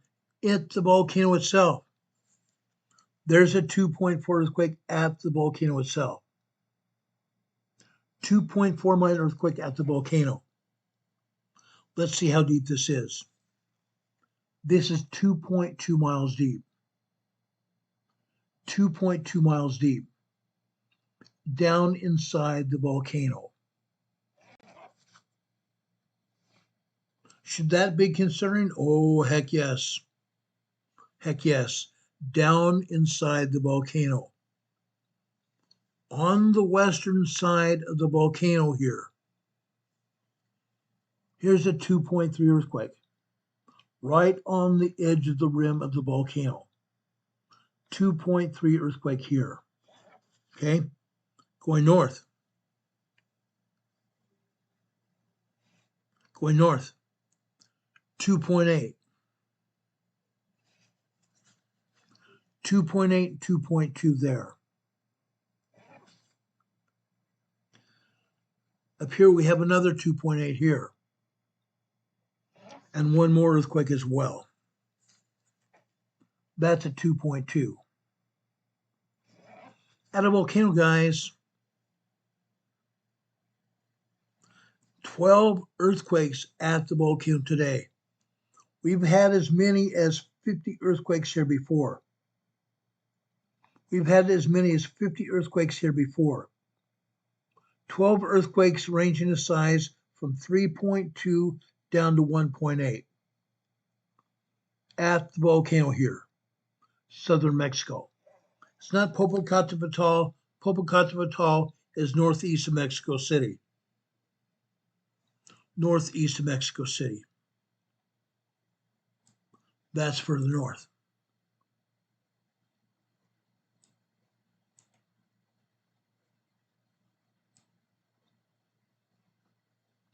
That's further north.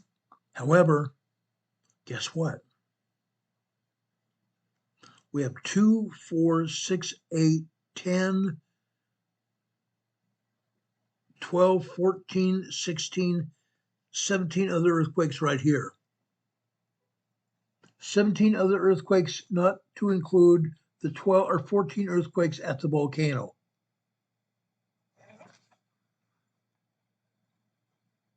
USGS shows none. Not a thing. Not a thing. What's wrong with this picture? What's wrong with this picture? We have 2, 4, 6, 8, 10, 12 more earthquakes right here. 12 more earthquakes right here. South of Mexico City here. South of Mexico City.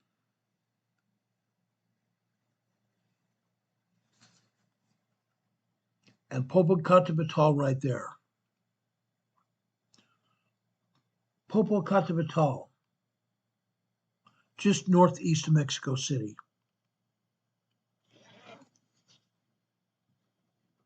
Fascinating. And just north of Mexico City here, a 3.1 earthquake. 3.1 earthquake here.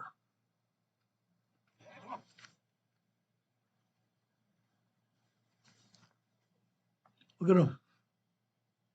These don't go away unless you look at the USGS map and they don't show them. They don't want to show them.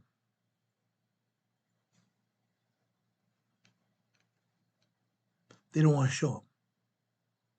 We've got 2, 4, 6, 8, 10, 12, 14, 16, 18, 20, 22, 24, 26, 28, 30 earthquakes here in southern Mexico.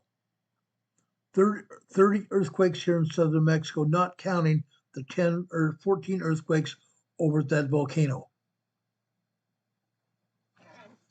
Why are they not showing them? Why are they not showing them? We've got a problem here. All that seismic energy. See where the San Andreas Fault is here? Going along the coast of southern Mexico. See where Zihuatanejo is? Or resort area in southern Mexico? This seismic energy is going to follow the San Andreas Fault north. It's going to follow the San Andreas Fault north, right through the Gulf of California here. Right smack dab through the Gulf of California.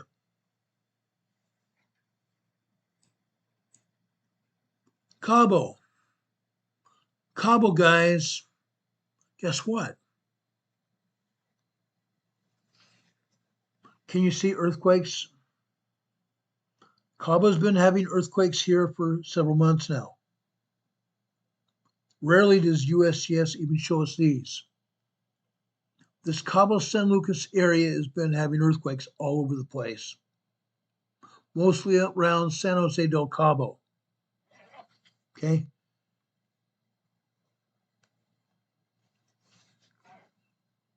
10 plus earthquakes right there. About 16 earthquakes here in Cabo. 16 earthquakes in Cabo. But does USGS show us any earthquakes here in the Gulf of California? Not at all. Not at all. There's an earthquake right here. This is a 4.2 earthquake on the San Andreas Fault. 4.2 moderate earthquake here on the San Andreas Fault in the Gulf of California. Fascinating. USGS not showing anything, nothing, not squat. Baja California, 3.2 earthquake right there.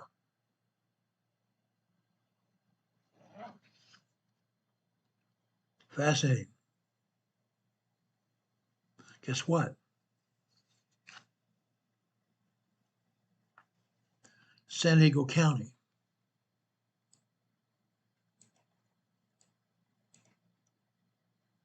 San Diego County.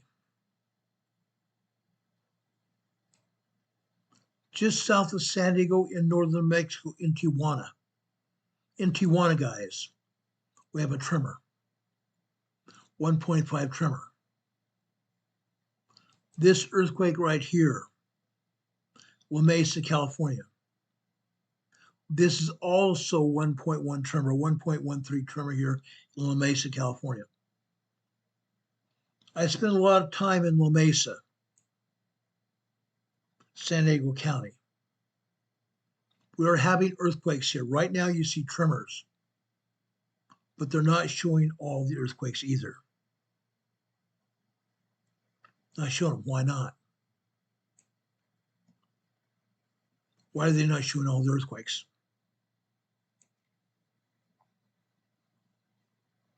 Let's go over here to Ocotillo Wells.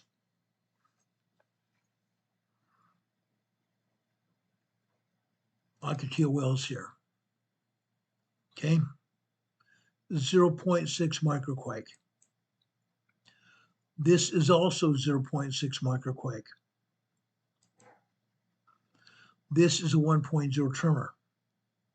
Imperial Valley. Over here, off the north, or excuse me, off the southeast side of the Salton Sea. Calipatria, California. 1.1 tremor.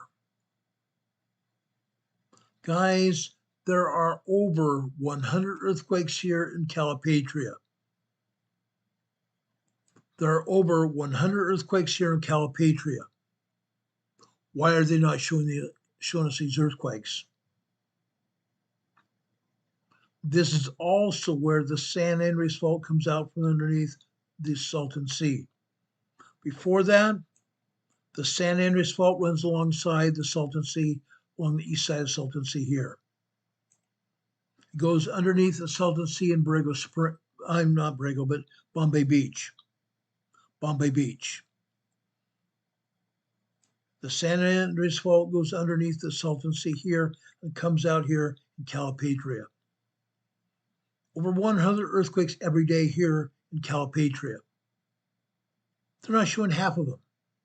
Not any of them, but one. 1/100th of the earthquakes here in Calipatria. Fascinating, but no cigar. I can't believe this. Can't believe this. Westmoreland. Caltech and the USGS map, not USGS map, but USGS used to show earthquakes here in Westmoreland. They had a seismograph here in Westmoreland and they disconnected about 2 months ago. There are earthquakes here in Westmoreland. For the south, the town of Imperial has a lot of earthquakes. This last week, we showed you 3.0 and 3.5 earthquakes here in Westmoreland, and a bunch of tremors and minor earthquakes as well. They're hitting here. How about here in El Centro? 33.0 enlarged earthquakes here in El Centro last Monday. 30 of them. They happen every day. Every day here in El Centro. Why are they not showing these?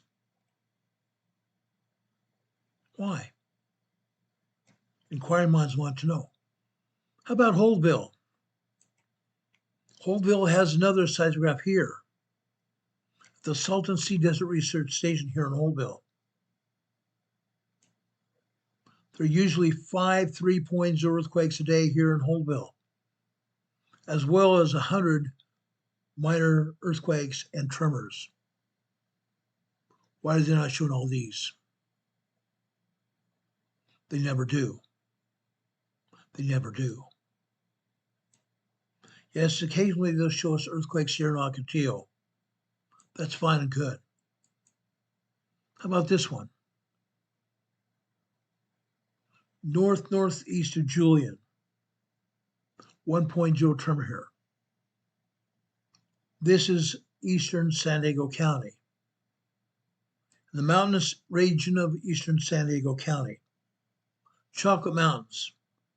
Apple pie. If you have a chance and you're in Southern California, go over here, drive over to Julian. Hot apple pie made from apples from the apple trees in Julian. Hot apple cider as well. I have harvested apples here in Julian for many years. Great apples. Apple pie. Julian, California. We go north here. Borrego Springs, California. The Anza Borrego Desert State Park here in California. San Diego County. 1.1 tremor. This is a 1.2 tremor. This is a 1.0. They never show exactly what's going on here. Never do. From here south into southern Borrego Springs. This is the Anza Borrego Desert State Park. They call it the Anza Gap. The Anza Gap. When it gets populated with earthquakes, then we see 5.0 earthquakes in this area. It's been a while since we had a 5.0 earthquake in this area. The Anza Gap. Then we go up here. Orange County, California, Winchester, on the north side of the San Diego border. 0.6 microquake. For the north, Nuevo. Winchester, Nuevo, and Hemet are in this area.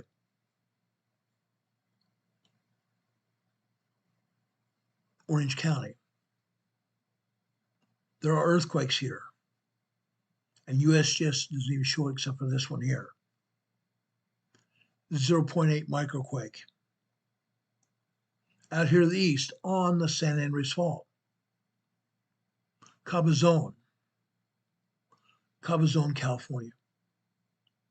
And you see these other earthquakes out here on the San Andreas here. Just on the east side of San Andreas here, Indio, California, 1.3 tremor. This is thermal. Also a 0.7 microquake. The San Andreas Fault is alive and well. They're not showing us everything here at all. I keep showing you earthquakes here, not on Mondays. Yes, I show you some earthquakes here on the map. But during the week, I come here in Southern California, I show you all the earthquakes. Literally all over the place. I just got through showing you the Imperial Valley. 500 earthquakes a day here in the Imperial Valley. 500. They show us a few, not even coming close to what happens. And over 100 over in Calipatria, and they show us one there. Fascinating, but no winners. They don't even come close to the finish line here. Let's go over in the Los Angeles area. Again, this is Orange County here in Winchester. I show you this one here. Going north. Moreno Valley, 1.2 tremor here. Look all over Los Angeles County. They're not showing one earthquake here. There are over 400 earthquakes a day here in Los Angeles. They're not showing us any. None. Zero, zilch. Near Riverside, Redlands, California, 0.9 microquake here. These are on the San Jacinto Fault. Mentone, California, 0.8 microquake. They're not showing us any earthquakes here in Los Angeles. Over 400 earthquakes a day occur here in the LA. They show us zero. What a joke. Further north on the San Andreas Fault here, Pear Blossom, California. All the way up here, they don't show us earthquakes here. A fallacy. South of the San Andreas here, Mountain Club, California. 2.0 earthquake here. Continuing north on the San Andreas, we don't see any earthquakes until we get right here. San Lucas, California. This is a 1.4 tremor. South of San Lucas, California. Guess what? Fairfield, California, right here. They're not showing any earthquakes here. Fairfield, California is the earthquake capital of the world. Earthquake capital of the world on the San Andreas Fault. They're not showing us anything here.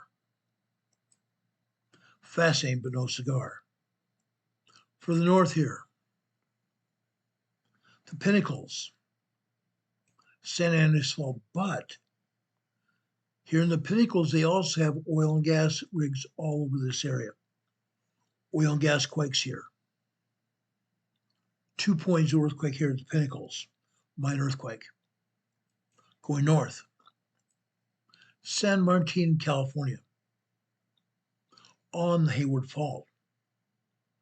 1.4 tremor on the Hayward Fault. Notice this area. See the San Andreas Fault just to the west here? Just on the Z of Santa Cruz, San Andreas Fault.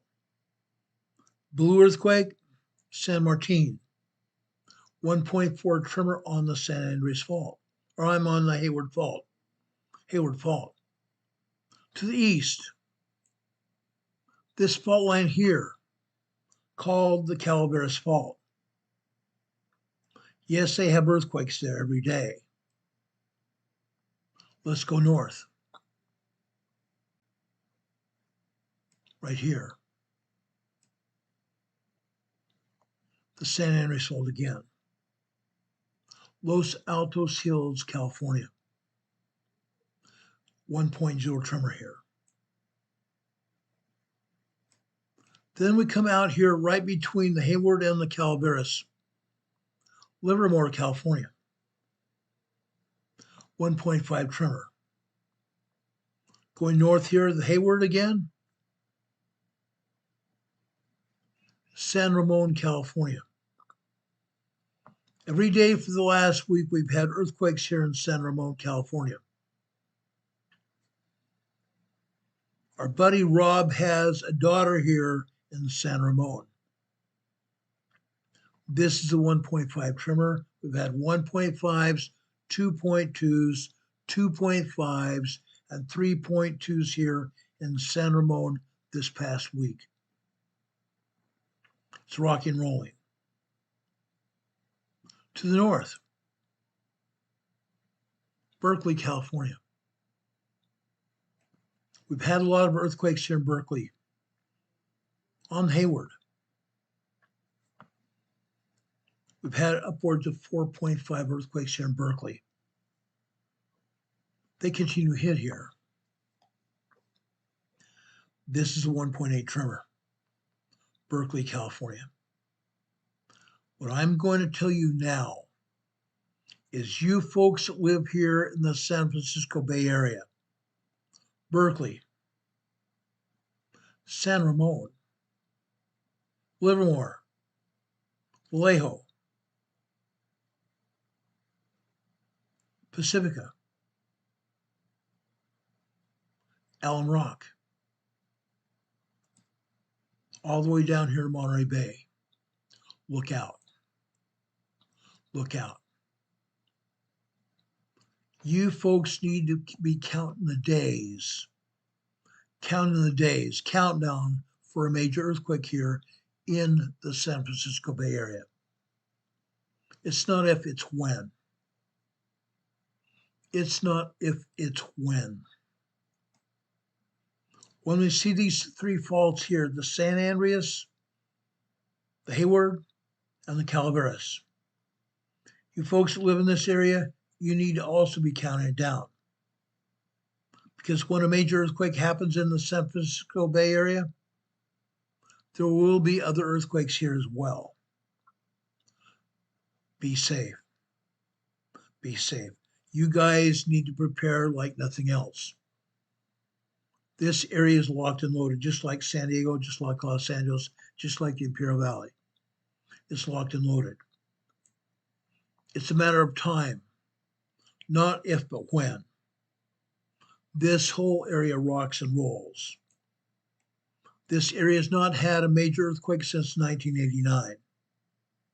That was a 6.9. That was a 6.9 on the Hayward here. We lost the San Francisco Bay Bridge. We lost the San Francisco Bay Bridge that night. Hundreds of people died. Hundreds of people were injured from that quake. Property damage into the billions. We talked about this about 2 weeks ago. Millions of people live here. There's going to be catastrophic damage from the next quake. Is everybody ready for that? It's going to happen. It's going to happen. Up here. Guess what fault this is? The San Andreas Fault here. You see where the King Range National Conservation Area is? The San Andreas Fault right there. The San Andreas Fault connects with the Triple Junction here. Connects with the Triple Junction. The Cascadia Subduction Zone and the Gorda Escarpment. On the eastern side of the Gorda Escarpment right here, we have a 3.1 small earthquake here. 3.1 small earthquake here. This area in the past 3 years has rocked and rolled. We've had 6.4 earthquakes here. Just to the north between the Cascadia Subduction Zone and Ferndale, California here. Ferndale, California right here. Had a 6.4 earthquake here. Guess what? There is a large earthquake coming. Again, it's not if, it's when. The Cascadia Subduction Zone runs north and south along the coastline of Oregon and Washington. And also British Columbia, Canada. Goes all the way up here to the north to Haida Gwaii, British Columbia. Haida Gwaii. Down here in the south, we have the Cascadia megathrust earthquake that's going to hit. A 9.0, 10.0 earthquake that's going to hit in this area right here, between the Cascadia subduction zone and the zigzag fault of the Juan de Fuca fault. Right here. The 9.0, 10.0 earthquake that's going to happen here. Right here. Then a few weeks or maybe a month or so ago, right here, connecting with the Haida Gwaii, we have the Haida Gwaii subduction zone. The Haida Gwaii subduction zone, where they're expecting at least an 8.0 earthquake here. An 8.0 earthquake here. A subduction quake, just like the Cascadia. But in this case, the subduction zone is right next to the island. The subduction zone is right next to the island. This subduction zone is going to be a very dangerous thing when it happens. People are not going to even get a chance. Some of the area is hilly here to the east. But we are going to get a tsunami from that 8.0 earthquake. Within literally seconds, maybe 5 or 10 minutes max, there's going to be a tsunami generated from the Haida Gwaii fault. Look out. The people here on Haida Gwaii aren't going to even have a chance. Not even a chance. Look out. This could also happen any day. It could happen any day. There's no deadline on it.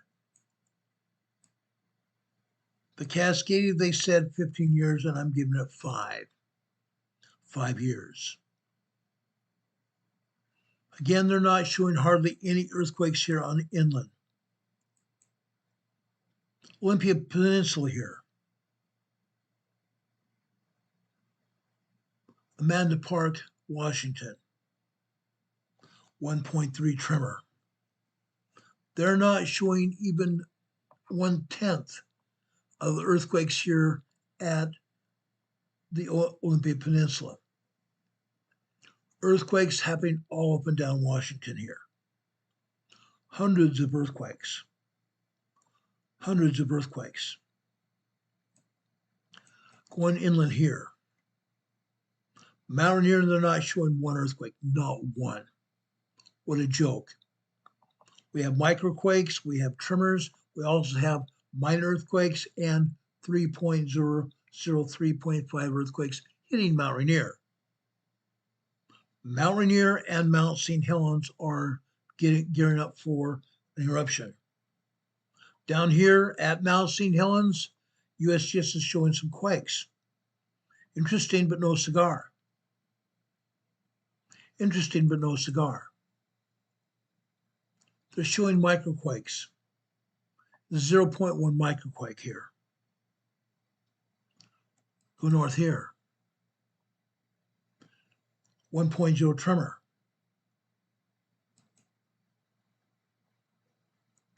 The 0.2 microquake. There are hundreds of microquakes here at Mount St. Helens. There are probably close to 100 minor earthquakes here as well, and tremors. At least 100 minor earthquakes and tremors here at Mount St. Helens. And at least 3.0 plus earthquakes here. Why does USGS continually only show microquakes and at Mount St. Helens and Mount Rainier? Why? They're not showing the danger of what's going to happen here. Both St. Helens and also Mount Rainier to the north here are showing signs of eruption. And USGS doesn't say one word about it. Not one word. Why not? East of Mount St. Helens, we have Mount Adams. They never show earthquakes here. They used to.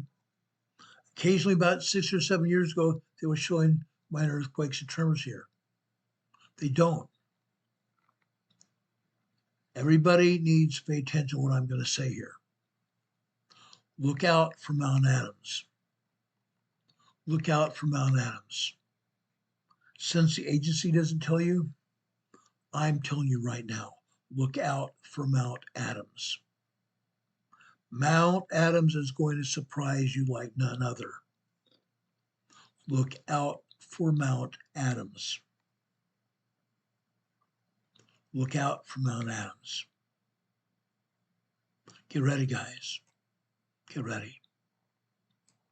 Now, besides that, we have weather coming off the Pacific coast here into Washington, Oregon, bringing high winds, rain, and some snow here to the mountains here in Washington, and further east over here, the Rockies, and the northern Sierra Mountains here. Look out. Snow, drifting snow and blizzard conditions, and dropping temperatures into near 0 degrees Fahrenheit.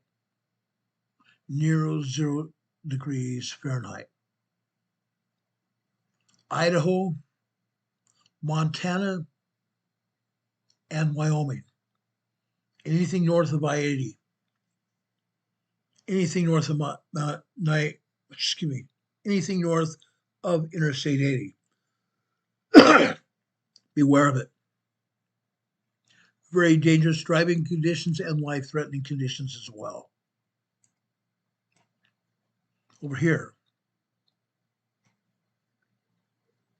you see some tremor activity happening here in the Yellowstone area? Oh yeah. Oh yeah. Yellowstone, Montana. This just north of the North Geyser Basin. You see Lake Yellowstone there? Yeah. This is a 1.6 tremor. This is a 0.4 microquake. This is a 0.4 microquake. Mammoth, Wyoming. The Mammoth Geyser Basin here. The Mammoth Geyser Basin here. Look out, guys. Yes, these are microquakes and tremors. Look out. This area could surprise you. This area could surprise you. That's a 1.6 tremor. This is 0.3 microquake. This also is 0.3 microquake into the north. Also part of the Mammoth Geyser Basin area. 0.4 microquake here. Be careful, guys. Be very, very careful. Down here in the south. Be careful. 0.4 microquake. No, we are not expecting Yellowstone volcano to erupt. Not at all. Not at all. But what I'm telling you to be careful of, this is just a small cache of earthquakes. I believe we're going to get swarms of minor earthquakes here. I believe we're going to get swarms of micro earthquakes and tremors in this area. No, the Yellowstone volcano is not going to erupt anytime soon. If it comes to that, I will tell you when it might happen. But I'm telling you right now, in order for the Yellowstone volcano to erupt, we have to have at least 4.5 earthquakes on a consistent basis.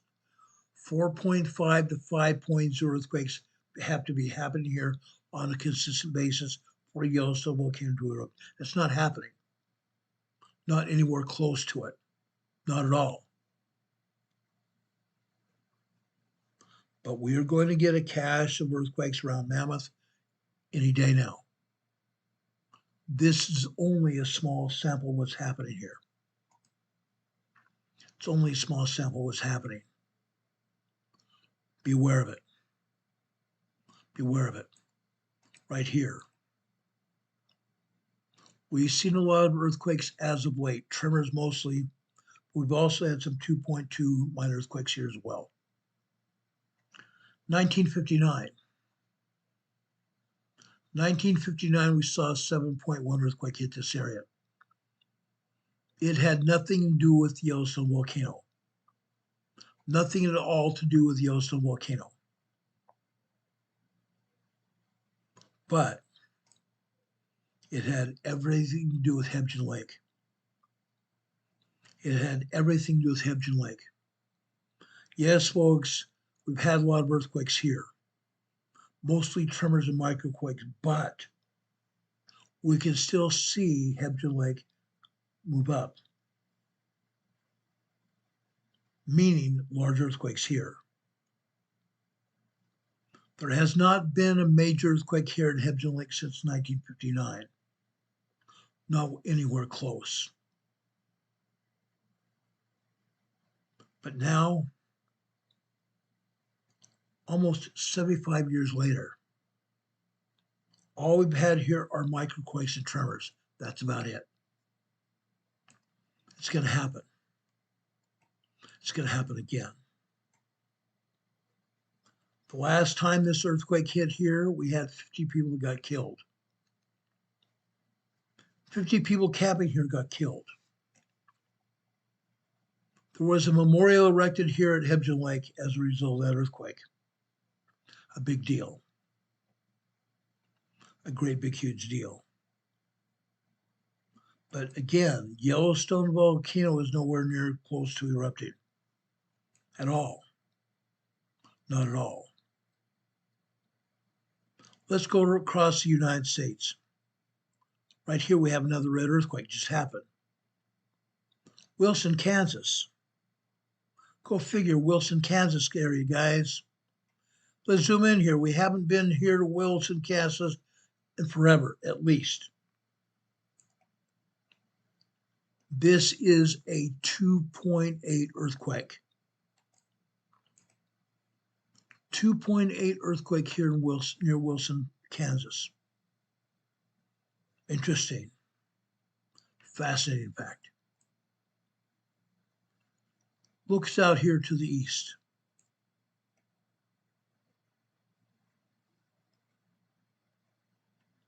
Right here, there's a drill point. Right here, there's a drill point. Yes, we have oil and gas drilling in Kansas. Anywhere closer than 6 to 10 miles away from drill points, we call it a drilling earthquake, oil and gas fracking earthquake. Yeah, that's where it's at. Okay, an oil and gas fracking earthquake, a 2.8 earthquake here. Okay, let's go further east. Actually, before we do that, let's go to the south. Oklahoma. Good old Oklahoma, guys. What do we have happening here in Oklahoma? Earthquakes. Earthquakes. They're not showing any earthquakes here in Oklahoma today. There are. There are 586,000 drill points here in Oklahoma. Untold numbers in Nebraska and also Kansas. Hundreds of earthquakes here in Texas. They only show a few, mostly in southwestern Texas here. I want to work myself over to the East Coast, right here. South Carolina today. This is the 1.8 tremor here in South Carolina. Centerville, South Carolina. It is not by far the only earthquake that hit here. There are dozens of tremors and dozens of microquakes here in South Carolina. They happen here all the time. Down here in Georgia as well. Earthquakes all over here. North Carolina, most of the earthquakes are right here along the coastline. Along this coastline in North Carolina. 2.5s, 3.0s, 3.2, 3.3 small earthquakes here in North Carolina. Yes, inland here, well inland. Raleigh, Durham, we've seen earthquakes here. Fayetteville, we've seen earthquakes. Rocky Mount, North Carolina. Charlotte here, we've had some earthquakes here. Going up over here, where I live, Morganton, North Carolina. We've had earthquakes here. 3 years ago, we had a 4.5 earthquake here in Morganton. Yeah, a 4.5 earthquake here in Morganton, North Carolina. They do happen. They do happen. However, up here to the north,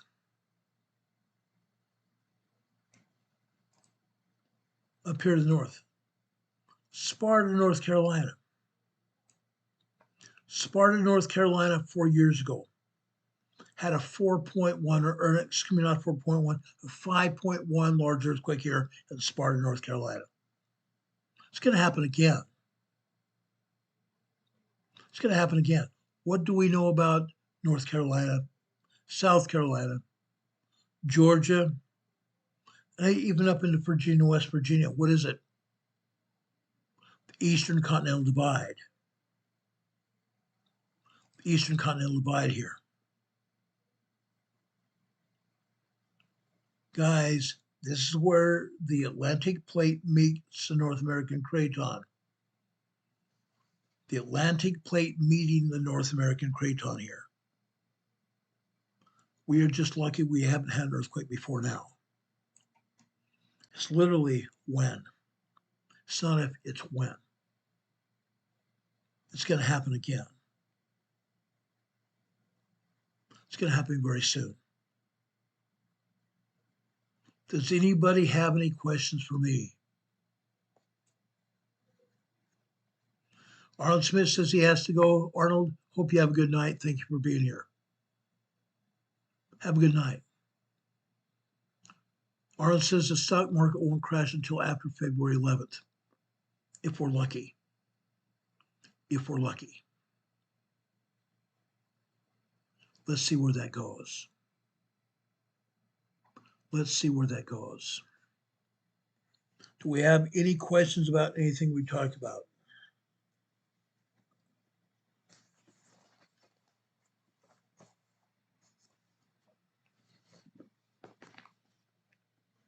Any questions? I'm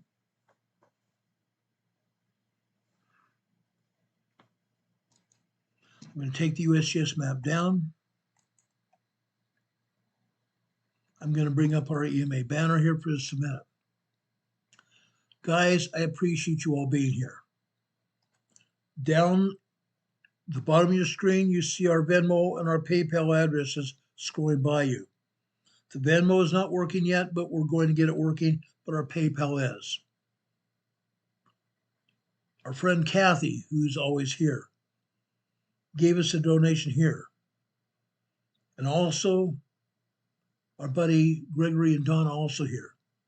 We appreciate them. They gave us a donation this weekend. Thank you so much for that. We needed it. We really needed to pay a bill. Thankfully, our phones got paid for. Paid our phone bill with it. Thank you so much. Guys, our bills keep going up. In order to keep the lights on here, our lighting bill, our electricity bill skyrocketed. Over $100 skyrocketed this month. Not because we use more electricity, the bill just went up. We have a $253 bill every month for bandwidth to broadcast this program. We'd appreciate your help if you can. Haven't seen any super chats here at all tonight. But you can give to PayPal to help us keep up and keep this program in the air. You also see our email address scrolling across the bottom of your screen. Please, folks, please tell us what you think about our program. Give us ideas what you want us to see on this program.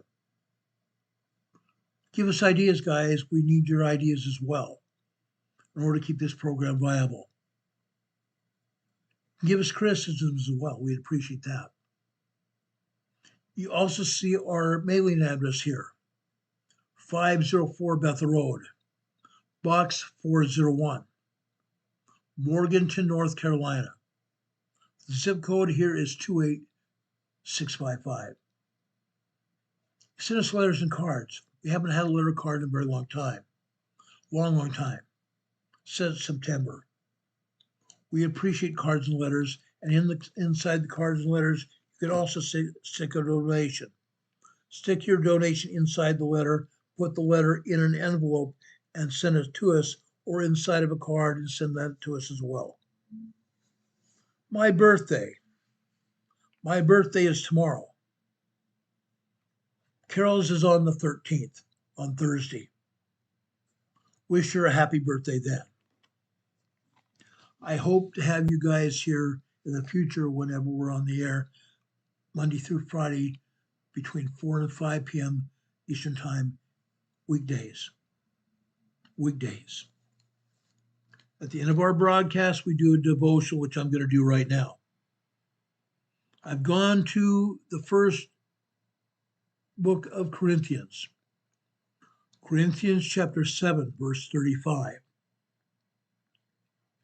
And this I speak for your own profit, not that I may cast a snare upon you, but for that which is comely, and that ye may attend upon the Lord without distraction. That which is comely, that which is good. And attend upon the Lord without distraction. Read your scriptures, brothers and sisters. Read your scriptures. Find out who Jesus Christ is. We're going into what we call the trilogy of holidays. Thanksgiving, where we give thanks. Pray to God, give thanks for what we have in our families.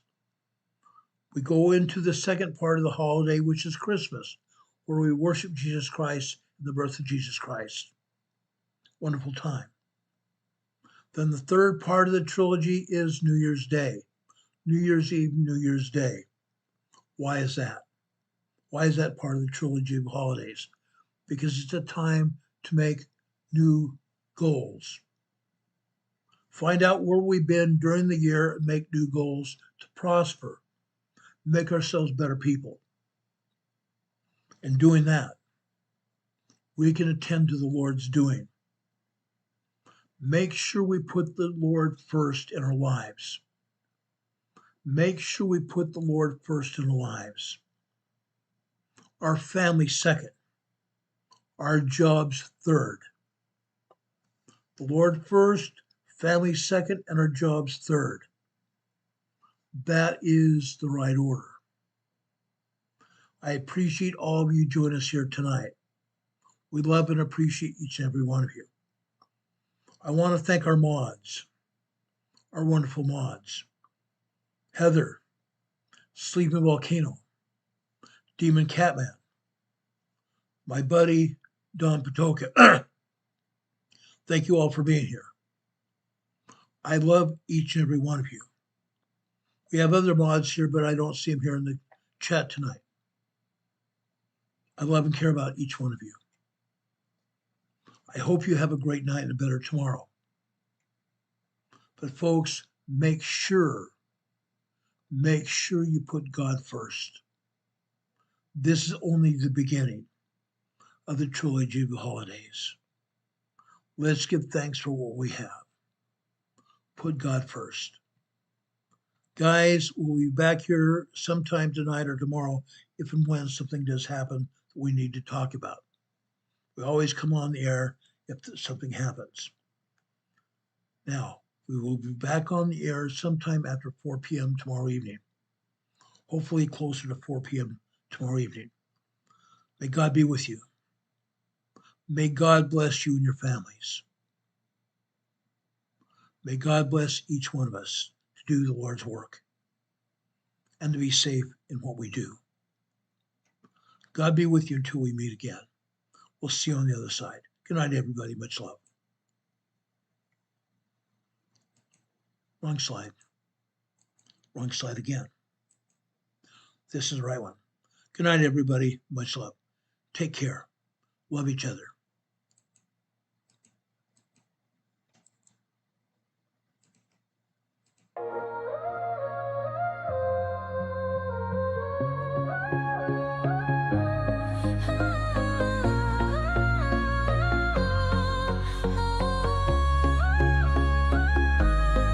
Here at Emergency Management Associates, we're dedicated and true,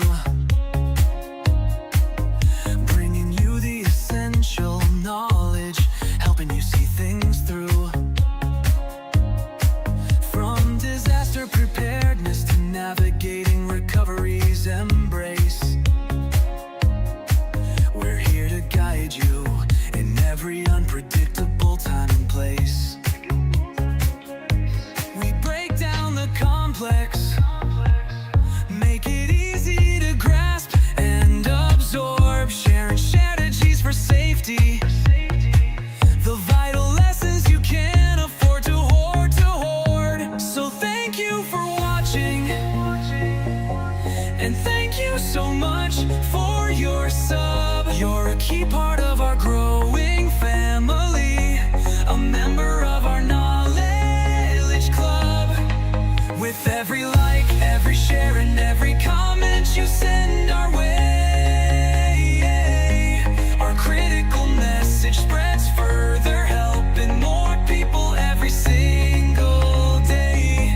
Together we're stronger and more prepared. That's the truth we all abide. You help us build resilience with nowhere for uncertainty to hide. Your engagement truly inspires us. Your feedback acts as a guiding light, helping us continually grow and making our channel's future bright. We're always learning, always striving to be better, bring you the most up-to-date information, no matter the weather. Emergency Management Associates is here for you now and forever, it's true. Keep watching, keep learning, because we truly appreciate all that you do. Thank you.